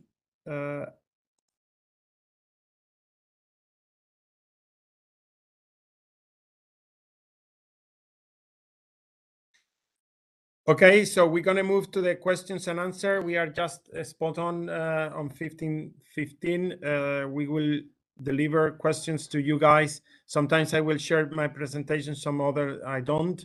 But before that, I would like to introduce everybody on the table today. Thank you again, all the presenters. So you already know Jens has been introduced, Alexander, Francesco, Edward, John, Thomas. But Kai, I would like to introduce Kai. Kai is from Sli.do. We brought a representation of the providers, because especially in regards to computerized flight planning is important. Kai has been working for us or helping us because they don't get paid, so it's not exactly working, it's more helping us in the making task 0573, especially in the opinion. Kai and his team, because he brought a team, was key in the discussions and the improvement of the regulation. So thank you, Kai. Welcome. I will start with you, Kai. How it's been, because as my head of department mentioned, there's a ramp up and expansion this summer. We expected that to happen during Christmas last year. Unfortunately, Omicron came into the way again and limit the expansion that we were expecting to have on winter 2021. Now this summer is blooming. I think the whole sector is trying to catch up expansion in 2022. So Kai, just a highlight either regarding the regulation or either, you know, the 2022, how it's been so far these 6 months. Kai. Yeah, Francisco, thank you very much for your kind introduction. Yeah, it's 2022 is quite exciting, I think, for everyone in the industry, and the whole ramp up and the increase of traffic, and of course then leading to all these problems that we all know. And but of course also with the regulation. I mean, being right now, it's actually been a long way when we started this rulemaking task. I think the first meeting had been in 2015. We had the review group in 2017, 2018, all these meetings, clarifying and polishing all the regulation. And yeah, now we have almost 4 years as a follow-up to come this regulation then into real life, into reality, and having now the deadline in October. It's an exciting time, and it's also really interesting to see right now. Let's say for us as a provider for the computerized flight planning system, we now bring, let's say, regulation also into the system. And it's really exciting, let's say, now to see how, let's say, the system will react, let's say, on changes, getting the right planning minima, for instance, and so on. So it's a tough time to have everything ready until end of October, but it's a challenge, but we are looking forward to it. Thank you very much. I will like also with Tom. I already introduced you, Tom. Can you give us a highlight of how it's been this 6 months so far, and what you expect afterwards? So the floor is yours, just to provide you an introduction. Thank you very much, Francisco. Thank you very much for the kind introduction from your side, and thank you also for having me on the panel. I think it's a real nice move from EASA to have also the user perspective on such a meeting. So to keep in mind, my role actually is the one running in front of the bulls, as Francisco said at the beginning. Sometimes I have the impression I'm riding the bull and not being ahead of it. But that also, I mean, that gives the first impression also on the last half year, right? We all of us expected the ramp up to be earlier, to happen earlier. That was one of the reasons why we delayed the first implementation date for the EASA fuel and flight planning rules. And as things sometimes happen, we're now right into it of what we try to actually avoid. This is a big challenge. We realize in the company that everybody has a big burden on their own department, and then it comes additionally to this kind of major change. On the other hand, what impresses me positively now on the fuel and flight planning rules that have been developed is basically the fact that mature operators can have an additional value of this maturity compared to the prescribed rules that we had from a beginning, where we now can kind of also have an eye on the technical probabilities that we can use as an airline, and all these interactions that are today possible. So this is very positive, and still looking out into the future, at least for us from the Lufthansa Group, we chose some kind of a careful approach, right? We chose for the basic fuel scheme with variations to go settling on that one as a first step, instead of aiming for the whole pot with the individual fuel scheme. I think there is some development still needing to happen. You talked about the schooling of everybody, be it the NAAs or be it also the organizations. I think there's something still that has to happen, and an understanding for everybody. So very good, very challenging times, but I think it's a good move and a good perspective where we're going. Thank you very much, Thomas. So now that you guys know everybody, I'm going to kick in with some questions. So I'm going to stop sharing, and I'm going to go to the questions. So give me 1 second. Yeah, Francisco, there is one on the route alternates, which is taking a lot of thumbs up here. Yeah. Basically. So yes, I'm going to go there. Thomas, it's going to be for you. I'm going to share my screen. So give me 1 second. Okay. So I hope you can see the Sli.do. This question has received many questions. As you see, Thomas, there are several of them, you know. From Frank, fundamentally, it's about en route alternates. How do you call adequate non-weather permissible airports which cover the area of operation, 60 minutes? It is required to calculate an ATP between these airports and to show them on the operational flight plan. I think the question is key. It is required to calculate an ATP. That's the question. And then there's another one from Anonymous regarding the 20 minutes that we can move on with another question, and then we will come back. But at the moment, en route alternate, if you have clarity, I will use my time as well to put the regulation about en route while you answer the question. Thomas, the floor is yours. Okay, thank you very much. So please keep in mind that the statements that I make, what basically my hat is the project lead of an AOC, right? Of a group of AOCs. So what we do is we had the regulation, and as Jens pointed out, we make kind of a reverse engineering with translating the policy, the regulation onto how to use it in our airlines. And every airline comes from a different standpoint going forward. So how did we do that? That's what I can tell you. Frank, the first question I see here in the Sli.do is the one, the en route alternate from the definition. So I think the definition, it comes clear in the regulation with the definitions where it's stated, where it's put together with the other alternates, destination alternate, takeoff alternate. But for me as a user was a novum to see the en route alternate there having different requirements basically than the other two have. So no weather and for the pre-flight case. So what the definition is, you see it there. What is the function?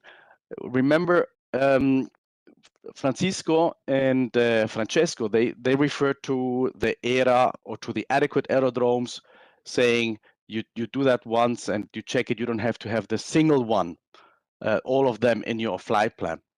So the translation for me as an airline was actually this ERA is not the really important point. The important point and the new thing is the fuel ERA critical fuel scenario.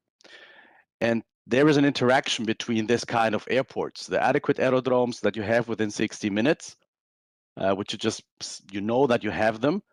And then how do I find out my most critical fuel scenario? So how did we translate that? Our translation was this ERA for us is one of the 60-minute aerodrome, okay, with no weather requirements, which gives me the possibility through ETPs to see which critical scenarios I have.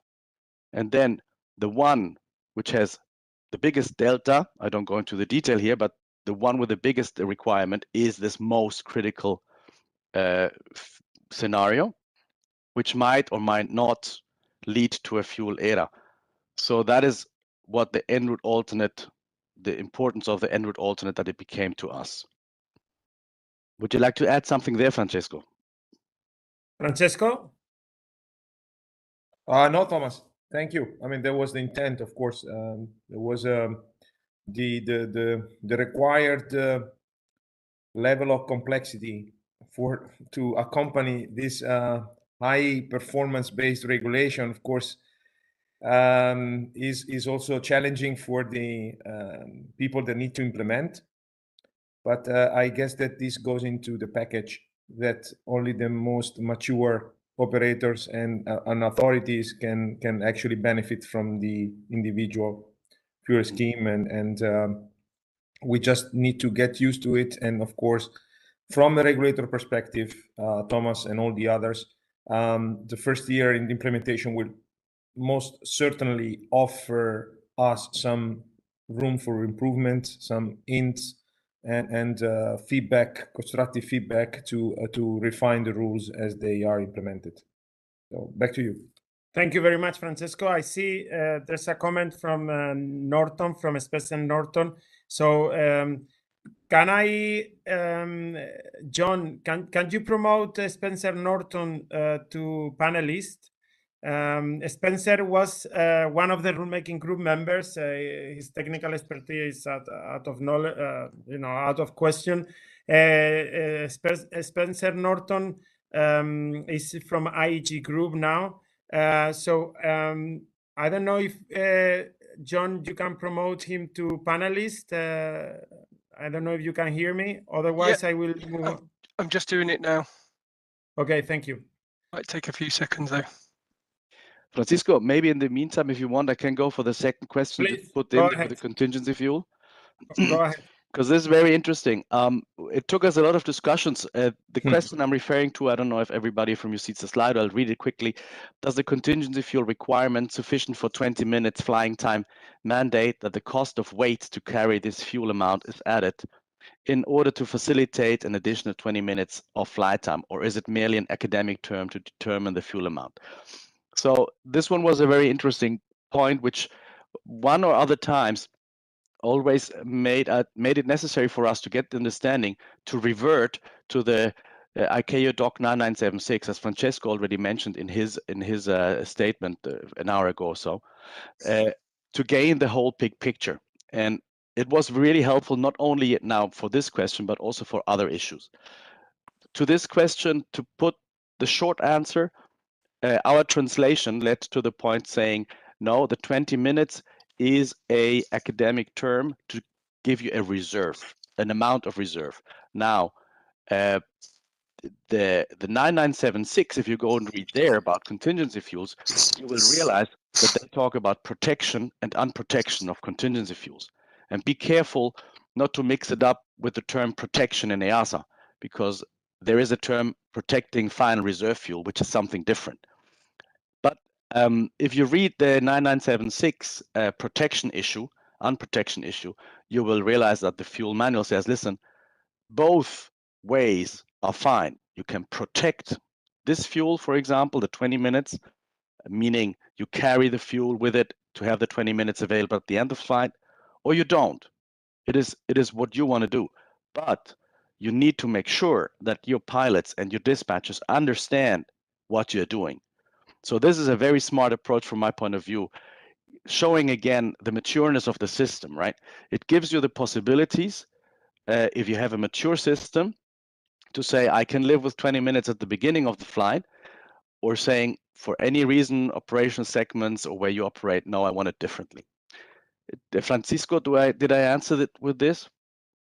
Absolutely correct. I would like to highlight that when you do a 5%, the 20 minutes works similarly to the 5%. You do a 5% of the trip, but you don't expect a 5% of the trip at destination. You just simply say, okay, I have 10 tons to go from Madrid to Sao Paulo. I don't know if 10 tons is too little, but anyway, and then you take a 5% of that, and that's the contingency, and the 20 minutes works in the same way. I think was very clear from Thomas. Spencer, I don't know if you can hear us. Welcome. It's good that you put a comment, and it's good to see you here. Spencer, just I would like to, with the introduction, I just gonna ask you the same question as I did with Kai and Thomas. How it's been so far? Can you give me a highlight of your 2022 first semester and what you expect for 2022 second semester? Yeah, so highlight for the beginning of the semester is great to hopefully get out of the pandemic, but I guess we've just stumbled into some disasters with lack of resources and more people wanting to fly than we can possibly do. So it's a challenging year. It's certainly going to be a busy year, but we're looking forward to trying to get as many people away as possible. Thank you very much, Spencer. Welcome. It's good to see you again. Thank you. I would like to continue with the questions. For example, for Jens, could you please explain what is a suitable computerized system? We are using a computerized system. Let me share with you my screen, so then everybody see the question. We are using a computerized system, but they don't have the selection of add-on feature, which is done manually after a study. Is it suitable computerized fly system? Jens, I don't know if you want to reply or... Yes, or sure. Thank you. From a compliance manager's perspective, suitability is a question of what is the need and what is the level of safety you could provide with it. So that means if I have a computerized system in my AOC, I need to see what do I intend to do with it and what is the entire framework I can provide to get an approval. So from my perspective, in the regulation, there's no detailed description of the requirements concerning the software or the systems provided. So as an AOC or an airline, you need to get in touch with your authority. You have to provide your framework, your concept, and get an idea what the authority could accept for that. Thank you, Jens. Thank you very much. Please, any panelist, if wants to add anything, is fully invited. I would like to address another important question that we received that is very popular. Could you please explain? And again, this is a bit challenged for us. Is from Dr. Winther Brunbauer. I hope that I am pronounced correctly. Guten Tag. How can a business aviation afford all of this? So this will just be an update of the OMs with a lot of works without any operational advantage at the end.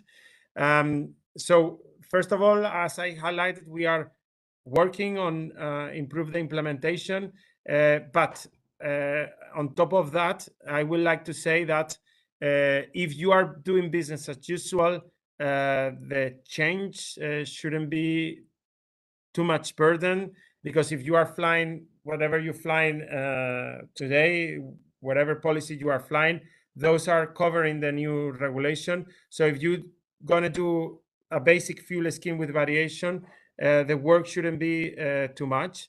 From 30th of October, you will have a lot of possibilities. And as I highlighted before, the regulatory impact assessment that we study conservatively means a 0.3 between 0.3 to 1.8% of your fuel saving in the implementation of the individual fuel scheme and other variations. So I think yes, you will need to update the operations manual for an individual fuel scheme. You will do a lot of works, but it will pay the price because you will have a lot of operational advantage. So the question without any operational advantage, the question you made, I think is quite the opposite. With individual fuel schemes, you will have a lot of operational advantages.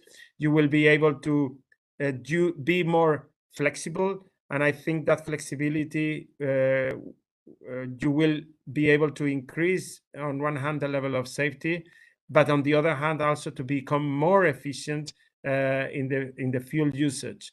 So I know that the business aviation is a special animal, and the business aviation don't have so much resources like commercial transport. However, if you are a business operator that is able to use PARCAT, you will have a lot of operational advantages. If you are an operator, a business operator under the NCC, so non-commercial complex motor power aircraft, the situation is pretty much as today. We don't have even the idea of a fuel scheme in the NCC. So you have your operations manual, and except for the changes regarding the minimum fuel, etc., that they should be already implemented, you shouldn't need to do much work, or you will do a little work under the part NCC.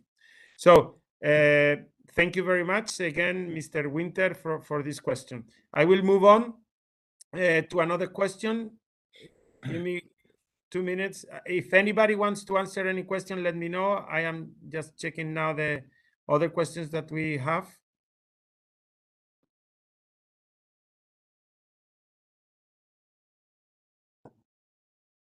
So there's a question from Pedro Diaz, and I will highlight this to Spencer Norton because I think his technical knowledge, he provided a lot of technical knowledge regarding this matter, fuel consumption monitoring system.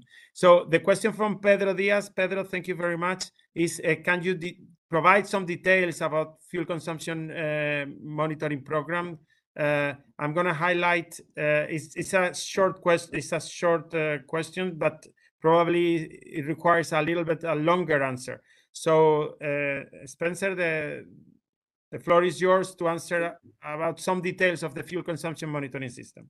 Thanks, Francisco. I think many airlines and operators out there certainly monitor what fuel usage you have on certain city pairs from pre-start to the finish of the flight, and also many airlines and operators have an airline or an aircraft performance monitoring program as well, where you can see where certain tails are burning more fuel than they should potentially be burning. So I think, if we're going to start moving towards the area of an individual fuel scheme where you can be, I hate using the word, but more aggressive in terms of a fuel policy, you have to give the crew the confidence and the flight planners the confidence that what they're predicting and what they're planning adds up. So it is essential in our mind to have that facility. And many of the mature airlines, and remember we talk about mature airlines that have been in business for many, many years, a lot of the mature airlines already have that facility in place, and we thought that they should be able to take advantage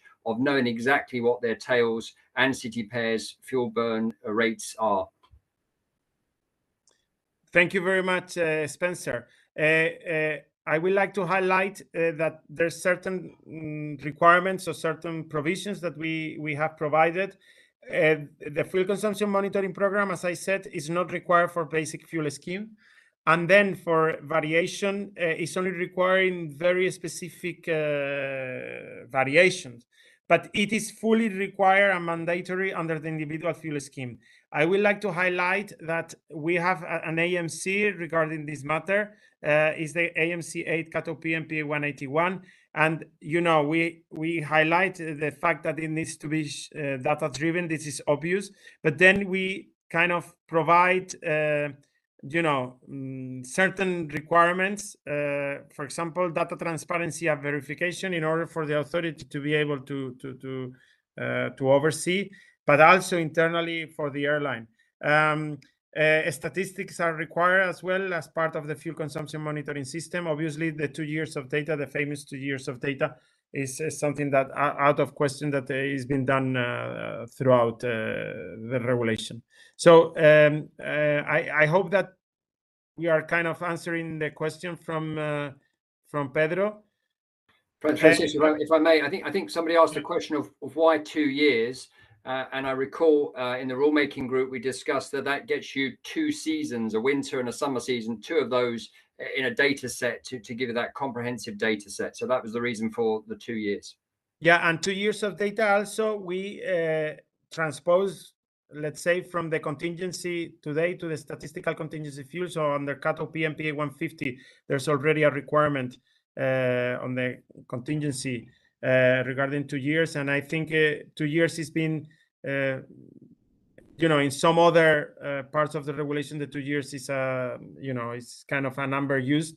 As Spencer said, gives you 2 times 2 summers and 2 winters to cross-check. On the monitoring system, remind you as well that there's a GM, also GM1 cutoff PMPA 181, in which it's provided a little bit more, extensive guidance. And we refer as well back to the document, the document 9976 from ICAO, in which Claude participated. And there in the Appendix 5 and Chapter 5, there's an example of a fuel consumption monitoring system under the first edition of 2015. So I invite you, Pedro, and the rest of people that have any questions about the consumption monitoring system to please go to the 9976 as well. So thank you very much, Pedro, and thank you very much, Spencer. So I move on now to another question. Give me 30 seconds. Francisco, just a quick one on why did we why we elected to go on the AMC versus the certification specifications. Okay? Yeah, go ahead, please. This is more of a regulatory point of view. We have a mandate on what regulations to write in the basic regulation and basically in the air ops. With the new basic regulation, there are not supposed to be certification specification developed in the air ops. Of course, there was a special case of the CSs for FTL, which was on the preceding basic regulation. So the way to go is through the implementing rule and the acceptable means of compliance, and we put a system in place where with the individual AMC we provided all the criteria, very specific, to sustain an individual fuel scheme. We put also the requirements for the authority to qualify and produce guidance for their inspectors. And ultimately, we have the notification system to EASA if there is an alternative means of compliance to the MC1 on the individual fuel scheme, in which we can retain some control. So that was the reason why we went on the AMCs. Yeah, again, it was a legal issue more than anything. You know, the legal services of the Commission are the guardians of the, you know, of the basic regulation, and you know, under their understanding, this cannot be done. So that's why I'm gonna move on to the next question. Kai, I don't know if you are ready. Kai, we have a question for you. I think is most appropriate for you. Is again from EWA. I'm gonna highlight it now. 1 second. Let me highlight it so you guys can see. Okay, now it's highlighted. I'm going to share with you my screen. It's about AMC5. Give me 1 second, Kai. Yeah. It's about AMC5, Cat PMPA 182. So if you want to read it, it's there ready to answer. Yeah, so I mean, the AMC5 is, let's say, defining the safety margin for the type of airports. So having this plus minus 1 hour to be applied for takeoff alternate or destination aerodrome or a destination alternate aerodrome. And the margin for the one engine out limitation should be, it's clearly stated that it just should be taken into account for the takeoff alternate and the isolated destination aerodrome, because one engine out is there an emergency situation, and the takeoff alternate aerodrome you are using just for in case of an emergency, when you have, let's say, your one engine out after departure, and the isolated aero destination aerodrome is the one where you just have one landing option, meaning you have to go there, and even if just during approach your one engine is failing, you have to have the safety margin to still be able to land there. So therefore, it's let's say that's how the how this safety margin is working then for the aerodrome, independently of let's say any planning minima or whatsoever. Thank you very much, Kai. Basically, now let me give the regulatory background a little bit.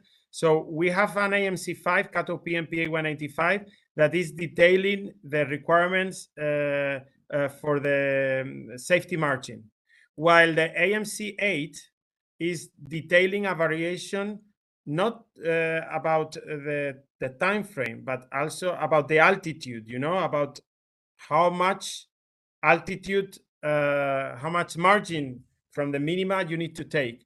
So the AMC5 is, let's say, is done under the variation as well. So it's 1 hour before, 1 hour after. And then you apply a variation to the safety margin of the altitude, which is, let's say, kind of a different idea or a different concept, let's say. Okay.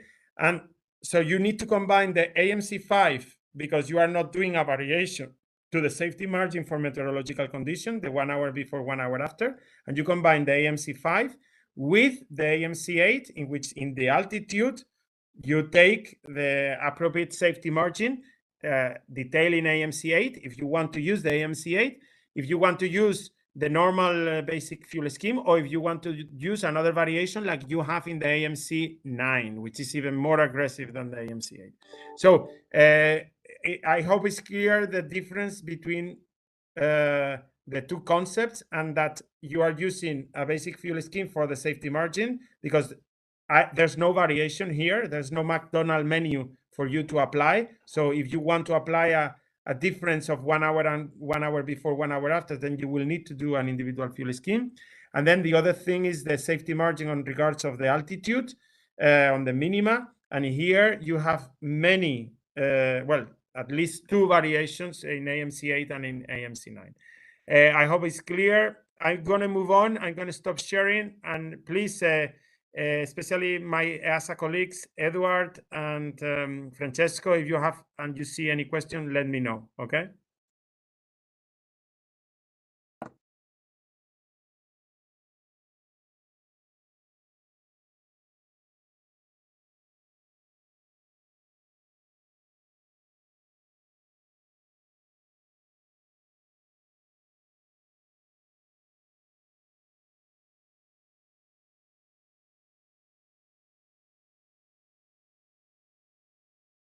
Francisco? Yeah, thanks. No, if you have any question, there's an interesting question. The floor is yours, Thomas. And then I have an interesting question regarding minimum fuel call. So the floor is yours, Thomas. I just saw a question from Frank in respect of additional fuel, where he says, until which point along the route should it be ensured that fuel-wise the fuel era can be reached? That's the first question. And then the second question comes after. In regards to the additional fuel, I think before we answer that question, one thing that was very interesting for us to realize is that this additional fuel at the most critical point of the flight is to ensure that you have a minimum reserve on board. You know, because if you have, from the translation that we have, having this 60-minute aerodromes very close to your route, you may just have fuel reserve, which is very small. Even more if you think of individual fuel schemes saying that you can go without destination alternate on a 10 hours flight or something like that. So towards the end of the flight, your fuel on board is very, very small, reducing maybe the options for what can I do if something goes wrong in that area. So that's how you come to the most critical point. And then if you require additional fuel at this most critical point, okay, that's when you come also and say, I also require a fuel era. Now, until which point along the route should this be ensured? If we look at the basic concept of additional fuels, for us, the translation was the additional fuel is required until you pass this most critical point. It was an analogy that we took from the ETOPS concept, saying, if I have ETOPS additional fuel, I require this fuel until I am at this ETOPS point. So that's how we worked it through as an operator. That would be my answer to the first question. If you have any additions onto that or corrections, maybe. No, I don't have. If you want to continue, there's a question also now that you are talking about ACARS, and that I will, now that you are here, I will ask you as well. Have you finished? Anybody wants to add anything about this question? Okay. Just Francisco, just a quick one. That basically again on the overall approach, the individual fuel scheme is implementable only by operators implementing a computerized flight planning system, and there is no way that you can have this calculations done by the pilot in command just before the flight on a piece of paper. So this is something that, of course, I like to emphasize. Back to yeah, although we believe that the commander is fully capable and the flight crew are fully capable of doing this, there's also a problem. There's also a problem of traceability, oversight, etc. And the individual fuel scheme, you are, you know, having that extra flexibility, and that comes, let's say, with a price. At the end, it will pay off. So, Thomas, because you were there, I would like to ask you a question. It's from an anonymous, so I'm going to share with you my screen. It's about GM1 CATO PMPA 185. Then, because as we go into the CATO PMPA 185, the next question will be about minimum fuel, and I will reply to that. So here at the moment, you can see here in the screen, when an aircraft communication addressing and reporting system, so an ACARS, is available, the operator does not need to record this data. How can an ACARS be used to record this statement? How can be equipped with it, make it unnecessary to record them? And I'm going to put the regulation on the meantime, but the floor is yours, Thomas, and I will help you here with the regulation. Thank you. So basically, I mean, the question is you have to record certain relevant fuel points on your flight, off-block fuel, takeoff fuel, and all this kind of thing. And then you have the statement down there that when you have an ACARS, that you do not need to record this data. Now, I have to say, on the technical point of view, I am not into the boat here. I don't know, maybe Spencer, if you said something performance, maybe if you know something about that. For me, the meaning was, if I can have an automated way of recording this fuel steps, this fuel points of my flight, then I do not need to put this on paper or do that manually. Maybe just an emphasis on minimum fuel and Mayday fuel. What we did, translating it for us as an operator, it is clear that the minimum fuel and the Mayday fuel needs an official reporting from the pilots via our safety management system. So this, anyways, I don't know if this is ACARS-wise traceable, but that would be my answer to that one, Francisco. Yeah, no, I would like to hear from Norton, and I will explain this. Spencer, I don't know if you want to add something, or I start. Yeah, I think the concept of ACARS for recording data, and I know we state that you don't have to necessarily have that data recorded, was really using the essence of the UI report on the ACARS functionality. So the off-block fuel, the takeoff fuel, the landing fuel, and the on-stand fuel. We were certainly using that. We were using the times in that as well to correlate that as well. But using those data transmissions via ACARS to then build up a bigger picture. So if you want to go for an advanced individual fuel scheme, you have to be able to have all of that data to hand to show to your competent authority of the evidence of what you actually burn on that flight. If you don't want to go to that level of extremity, then you don't need to record that much data. But that's one of the functionalities or one of the facilities that you could use to record such data. And again, on the minimum fuel, Mayday fuel, we felt it was important to record how many times your airline has a minimum fuel or a Mayday fuel call, because if you change into a more aggressive fuel scheme by the individual fuel scheme, and for example, over the last 2 years, you only had one Mayday fuel call, and then all of a sudden, as you change into an individual fuel scheme that is more aggressive, you have 3 Mayday fuel calls in that year, then obviously something has changed, and then your crews are taking that too tight in terms of getting close to final reserve fuel. So we wanted to ensure that we captured that data to be able to prove and ascertain that what you were doing doesn't go below the level of safety that you had before. Thank you, Spencer. Yeah, so just to go into paragraph Bravo of this GM, this was agreed, by the way, by ECA, and ECA, you know, kind of push this idea and this concept in Bravo. The off-block fuel and the on-block fuel, this is something that normally today you are done manually in the flight plan or maybe in the technical log.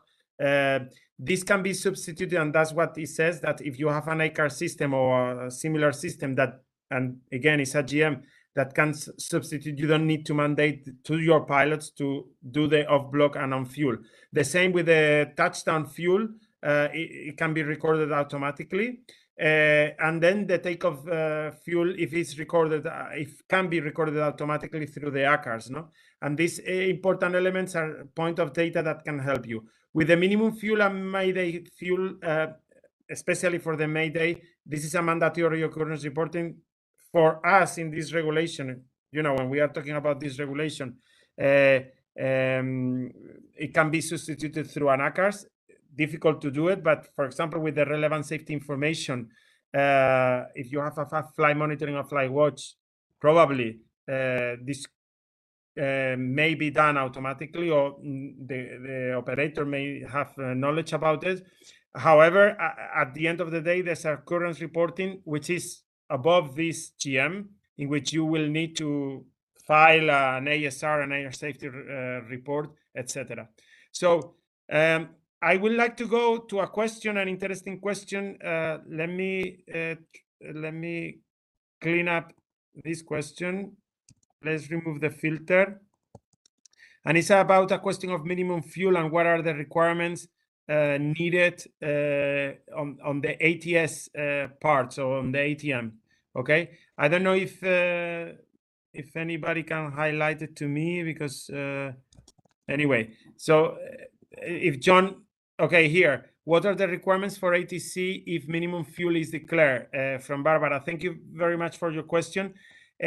Basically, in the minimum fuel call, there's no, you can see this in SERA and in other places, but basically ATC is something that you need to inform to ATC, but ATC doesn't need to do anything. Of course, the controller is a human being, is paid for, to think, and obviously he or she will take this into account. But from a formality point of view, in the minimum fuel, the ATC doesn't need to specifically do anything. However, with the Mayday, yes, you are now in a situation of emergency, and then ATC will be required under Part SERA or other regulations throughout the world, whatever is appropriate in the other parts of the world. They will need to, and that's clear from ICAO. In the ICAO Annex 6 and in the document 9976, this is well explained. The link between the operator declaring a minimum fuel and ATC. You can also see this matter in SERA, in our single European rules of the air. I invite you there, because this is very clarifying, but what I just said is, is appropriate. So I have a question from Kai, or raise the hand. Kai, would you like to say something about this, or some other ones? Just some other one, because I would be able to tell something about the next, or the most popular question right now on the Sli.do. Yeah, I would just regarding the use of the alternates.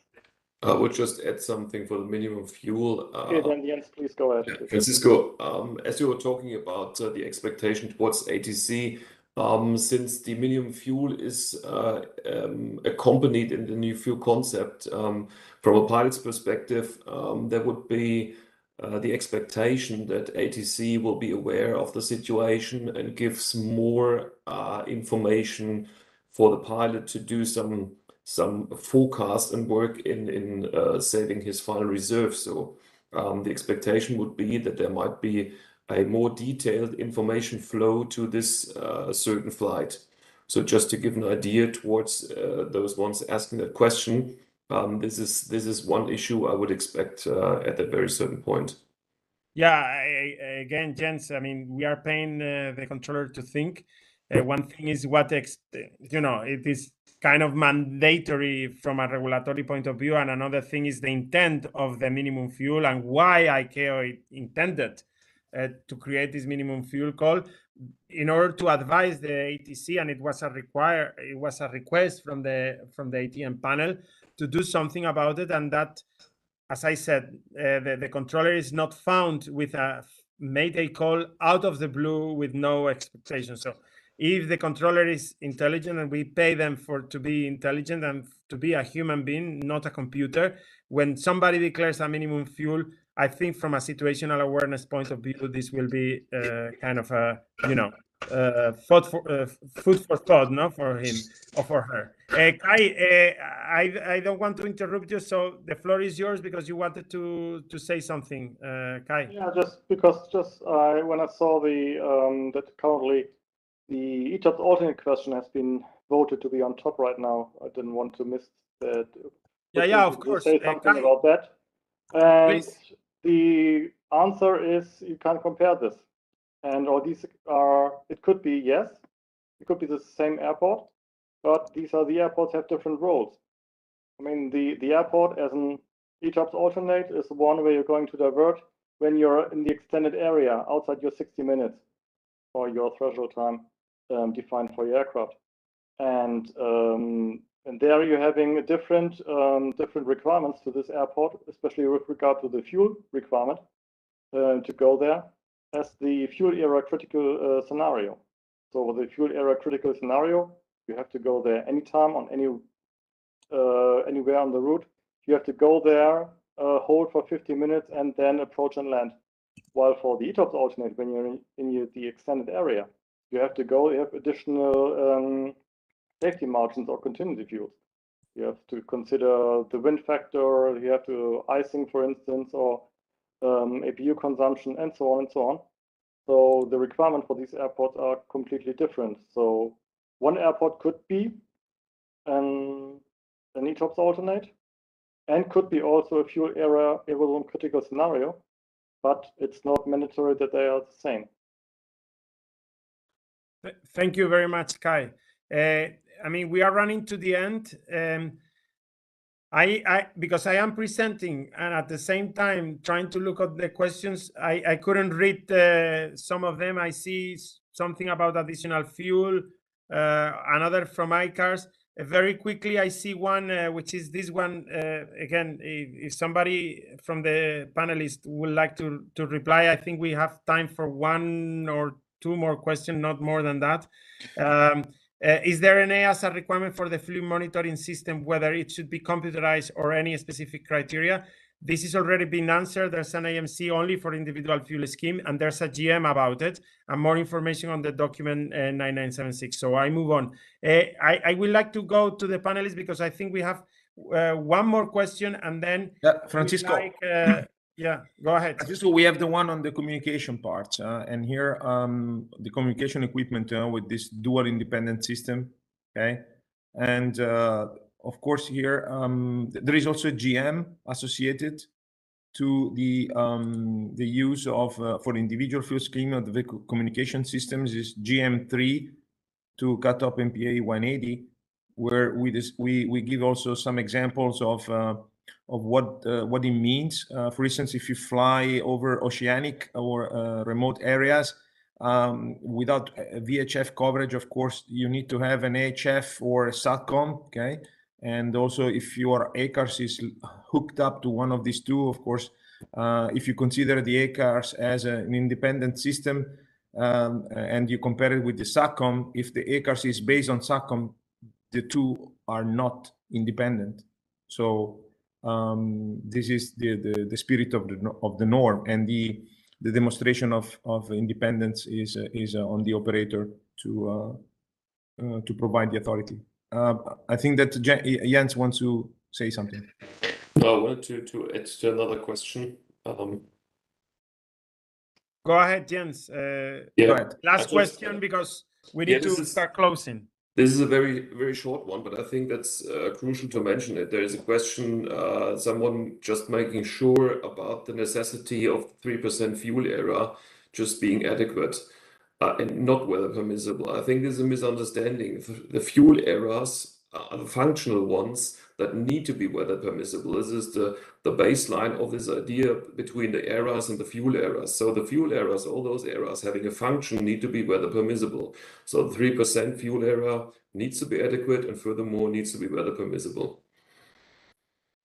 Correct, Jens, you did very well, and that was the concept, that why we created a definition for fuel era, and it's different from a simple era, no? The idea is that whenever is, let's say, needed due to a fuel policy, a critical fuel scenario, 3% era, I don't know, maybe you can combine in an individual fuel scheme, you could combine a fuel era together with a specific percent or a specific statistical contingency fuel. I mean, the imagination is the limit. So, and the regulation is also another limit. So then in those cases, whenever you need the ERA to support a scheme, a fuel scheme, whether individual or a variation, etc., then you need to be weather permissible, and that's the difference that it was not clear. I think we need to close, guys. I will go in each one of you to ask you a highlight and a closing remark. I will invite everybody for the 21st of September. John will provide more details when the registration is available. Unfortunately, we only have 1,000 people to register, so you need to quickly register, because if you want to go through the WebEx, then you need to do early. Please, whenever you don't, if you are not attending, then please remove your registration. You can always see this in YouTube live. Obviously, you're missing some features and some interaction with us. But anyway, I would invite you that as soon as the publication of the new webinar is there to register. And if you cannot come, then unregister yourself. And worst case scenario, to invite you to the YouTube. So I'm going to go into each one of you. I want to highlight for the future, especially for this regulation on fuel. So I will start with Thomas. Thank you very much, Thomas. It was very appreciated, your technical expertise. A wish for 2023, and not for this year, but for 2023. A wish and and a highlight of the regulation. Thank you very much, Thomas. I wish for 2023 would be, that we all can handle this ramp up, find back onto our known paths and keep the yields that we are seeing right now or hearing of in this time. So that would be the wish for the future, I guess. On the other hand, what I see coming, I think the questions that we see here were very much those that we had in our project team when we dealt with the issues. So I would be looking forward very much to the topic that you said, the group that is going to work on more fuel safety material. I think that will clarify a lot of these things. So that's a nice thing that you're going to plan there with this team. Thank you. Thank you, Thomas. I will go into the guest first, and then Francesco and Edward at the end with the same question. So Kai, you are next. Wish for 2023, a highlight of the regulation. Again, thank you very much for your expertise, and thank you for replying to the answers, to the questions, sorry. I invite you again for the 21st with NavBlue to maybe provide a little bit more a presentation on how you are helping the industry. So Kai, thank you very much. The floor is yours. Yes, thank you. And thank you for inviting me to this webinar. And it was a pleasure to help you. And for 2023, I think would be the wish is that, let's say, things are getting back to normal, so to say. So in ops-wise, of course, that, let's say, the air traffic is getting back to the normal way of handling. And also in case or regarding the regulation, let's say that that the airlines, that all participants or all stakeholders, the airlines, the authorities, that they all have the common understanding right now of the regulation, that these questions and these uncertainties that this publication of regulation has created is going to settle down, and everyone is really confident of generating good and safe air traffic in 2023. Thank you, Kai. Jens, again, thank you very much. A highlight of the regulation and wishes for 2023. Yeah, thank you very much for having us here as a guest. The wishes for 2023 is that we are catching up and getting before the waves instead of following the pressure. And in regard to the rulemaking, I hope that this concept umbrella, which was shown in the very beginning of our webinar, covers us all for a safe flight operation in 23. Thank you very much, Jens. Alex, thank you very much again for having us. Wish for 2023. So yeah, of course, I wish that the traffic. You hear me, right? Yeah, you can hear me. Yes. The traffic starts again in a better manner. For for the airlines, of course, but also for the public. I hope also that they also fly reasonably and not for. Of course, we have to cope with less emissions, especially nowadays. But regarding the new rules, I think these new rules for 2023 and the years to come are more performance based, so it's more adapted to. Yeah, I think the word that comes to my mind is adaptability. So these new rules are really more adaptable to the different kinds of operators that we have. And yeah, that's it. And thank you very much for letting me speak in this webinar. Thank you for inviting me. It was a great pleasure. Thank you. Thank you for Arbas to give you the time to prepare the presentation. Yes. Thank you to your boss to allow us to invite you. Again, it was a pleasure to have you again. Spencer, wish for 2023 and a highlight of the regulation. Thank you for being here today. No, thank you for having me. Yeah, 2023, I'd like to echo, I think, what everyone else has said, that I hope our industry recovers quickly and we are able to get back into profitability and give our customers what they want. But from the regulation point of view, I think this is really exciting, that you can either stay where you are or you can use technology and your data to take you to a different place with the individual fuel scheme. And that will enhance and maintain the levels of safety that we currently have, but also lead our industry into becoming more sustainable. And that's what it's about, to enable our industry to survive and to be more sustainable. Thank you very much, Spencer. Edward, thank you for being here. A highlight of 2023, what can we expect? Thank you very much for having me, and thank you, Francisco, for the great work you have done during this rulemaking task, for seeing it coming to fruition. Thank you very much to all the panelists for the help they have given us during today's webinar. I hope the audience found this interesting.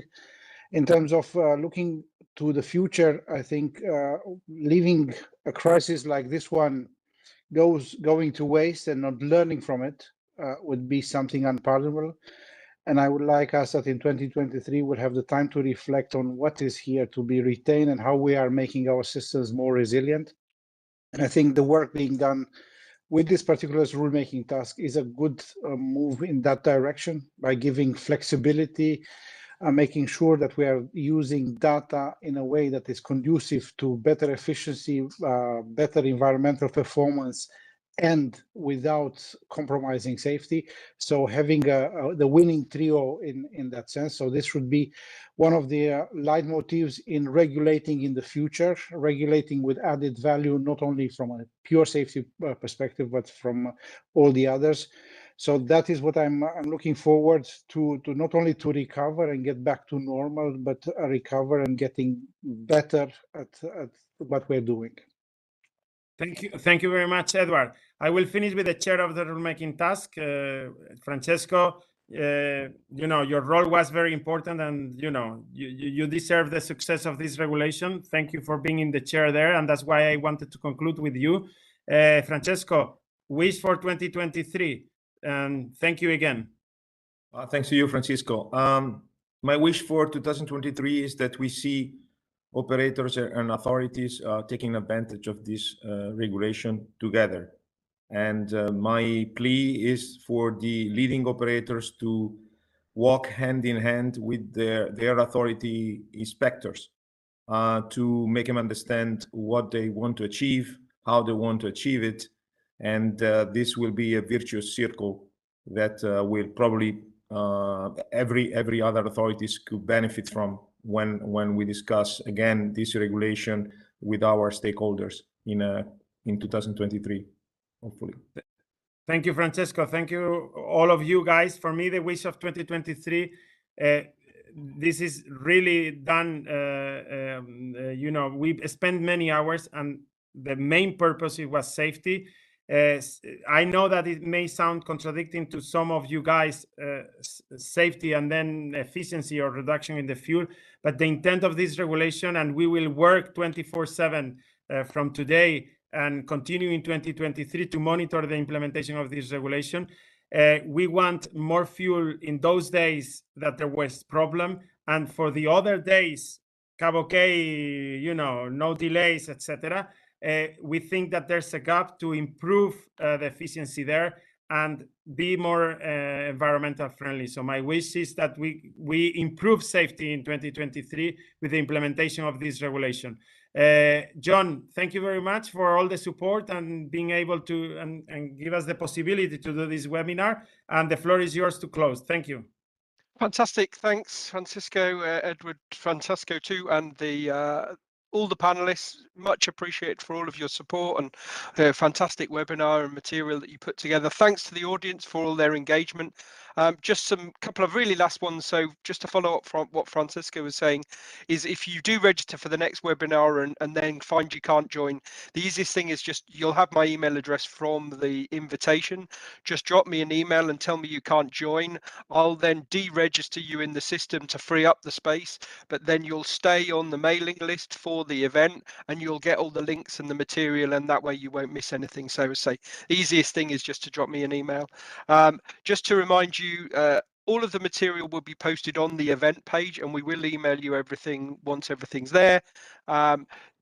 Please sign up for the Air Ops community where we continue to update things and enable you to have discussions and share your experiences on the fuel page that we'll have there as this work continues.